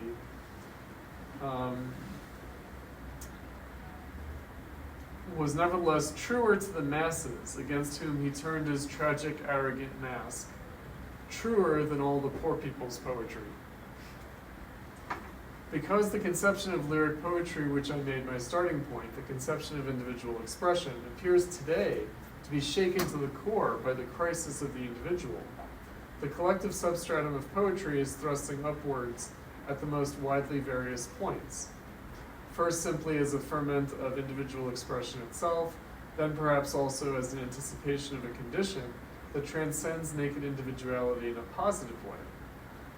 If the translations don't deceive us, then Garcia Lorca, whom Franco's henchmen murdered, so he's a victim of fascism, and whom no totalitarian regime could have tolerated, was the bearer of such force, and the name of Brecht suggests itself as that of a poet to whom integrity of expression was granted without his having had to pay the price of being esoteric.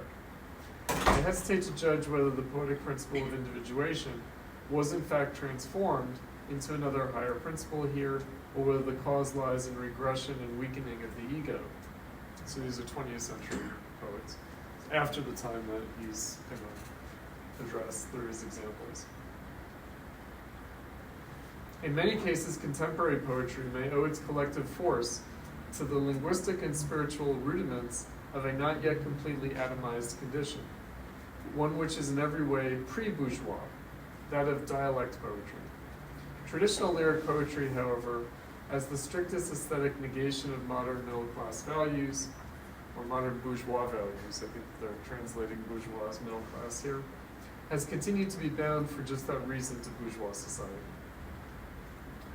Since reflections about general principles are insufficient, I would like, with the aid of some poems, to make concrete the relation of a poet's subjectivity, which of course represents a far more general collective subjectivity, to its antithetical social reality. The thematic elements without which nonverbal art can express without which no verbal art can express itself. Sorry, there's a missing space there. Not even pure poetry will need to be interpreted here just as much as the so-called formal elements. Attention may be given especially to the ways in which both interpenetrate, for only by means of such interpenetration does the lyric poem actually capture the historical moment. Incidentally, I would prefer not to take such poems as the one of Goethe, about which I made some remarks without offering analysis. I shall rather choose later poems, which do not possess the sort of unqualified authenticity that one finds in the Nachtlied. Undoubtedly, the poems I shall discuss do have something of the collective substratum in them, but I would direct your attention above all to the ways in which various levels of society's inter-contradictory relationships manifest themselves in the poet's speaking. I should repeat that neither the private person of the poet, his psychology, nor his so-called social viewpoint are to come into question here. What matters is the poem itself as a philosophical sundial of history. I'm going to go to the footnotes where we have our translations.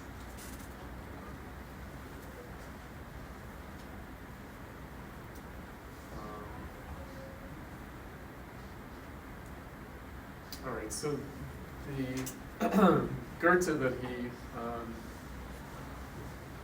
made reference to earlier in the essay is, over the hilltops is quiet now, in all the treetops hearest thou hardly a breath. The birds are asleep in the trees, wait, soon like these thou too shall rest. Thou that from the heavens art every pain and sorrow stillest, and the doubly wretched heart, doubly with refreshment fillest, I am weary of contending. Why this rapture and unrest? Peace descending, come, come into my breast. Now the Marika that he's switching to. All right, so this would be an example of like kind of pure nature and pure interiority. And then Marika, who's coming a little bit later, so on the advent of the industrial era in Germany. I enter a village through the ancient tower. Friendly streets glow in the red evening hour.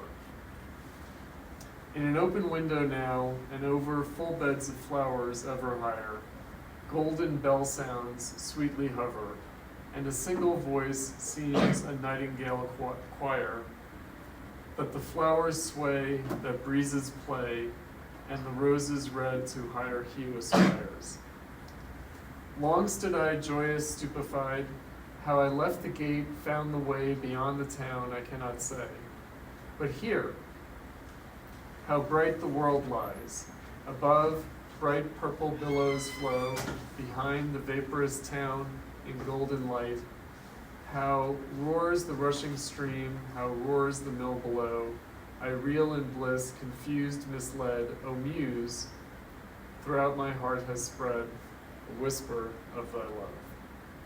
Right, so here we have the individual, like it's thematized, the individual escaping the social setting, the town, into nature, but still bringing the town with him in his imagination.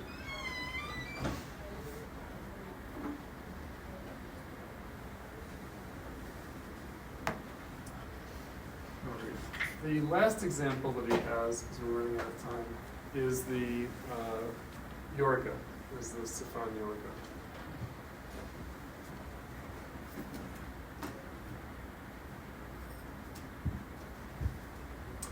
In weaving winds, my asking seemed merely dreamed. What you gave was merely smiled. In glistening night, a glimmer kindled.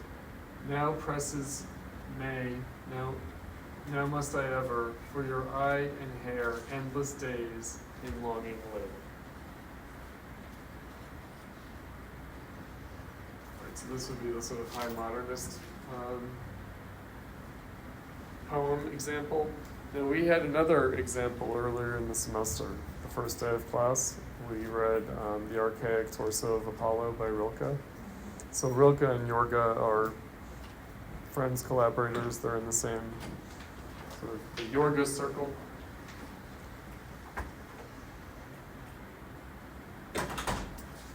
Let's see what he says about that last one.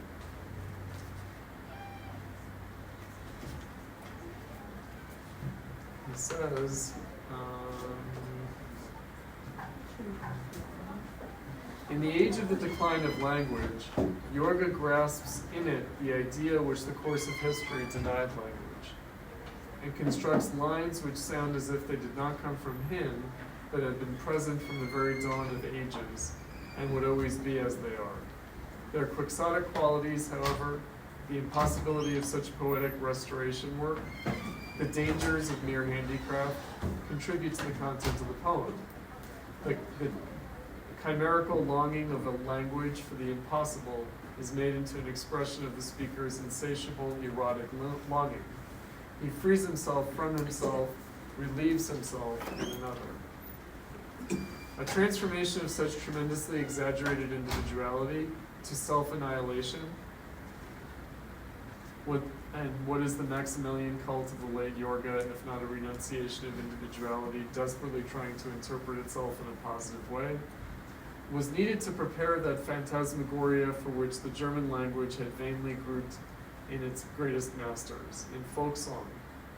Only by means of a differentiation, which expanded to such a degree that it could no longer endure its own fragmentation, its extreme spread of differences could endure nothing which failed to show the whole free from the disgrace of individuation in its particularities. Only by means of this extreme differentiation could the lyric word do the bidding of language's deepest being and oppose its enforced surface in the realm of economically organized purposes and goals. And with that, the thought of a free humanity is served, even if Jorge's school masked this thought behind a base cult of elevation. So they're also influenced by Nietzsche. They had this kind of idea that they were establishing their own sort of aristocracy through their art. Jorge has his truth in his poetries breaking through the walls of individuality, in its perfection of the particular, in its sensitivity arrayed against the banal as much as, in the end, against the exquisitely choice. If its expression concentrated itself in the individual, completely saturating him with substance and experience garnered from its own loneliness, then precisely this speech becomes the voice of men between whom the barriers have fallen. So Jorge, the kind of hyper-objectified and impersonal kind of language, right, which he says the key turning point is the gar, which comes after the first enunciation of the I in the German, in the original German language. Did we run out of time? We have run out of time. This is terrible. All right, we'll have to come back to Celan next time. Let's come back to Celan at the beginning of next class. And we'll finish out our consideration there.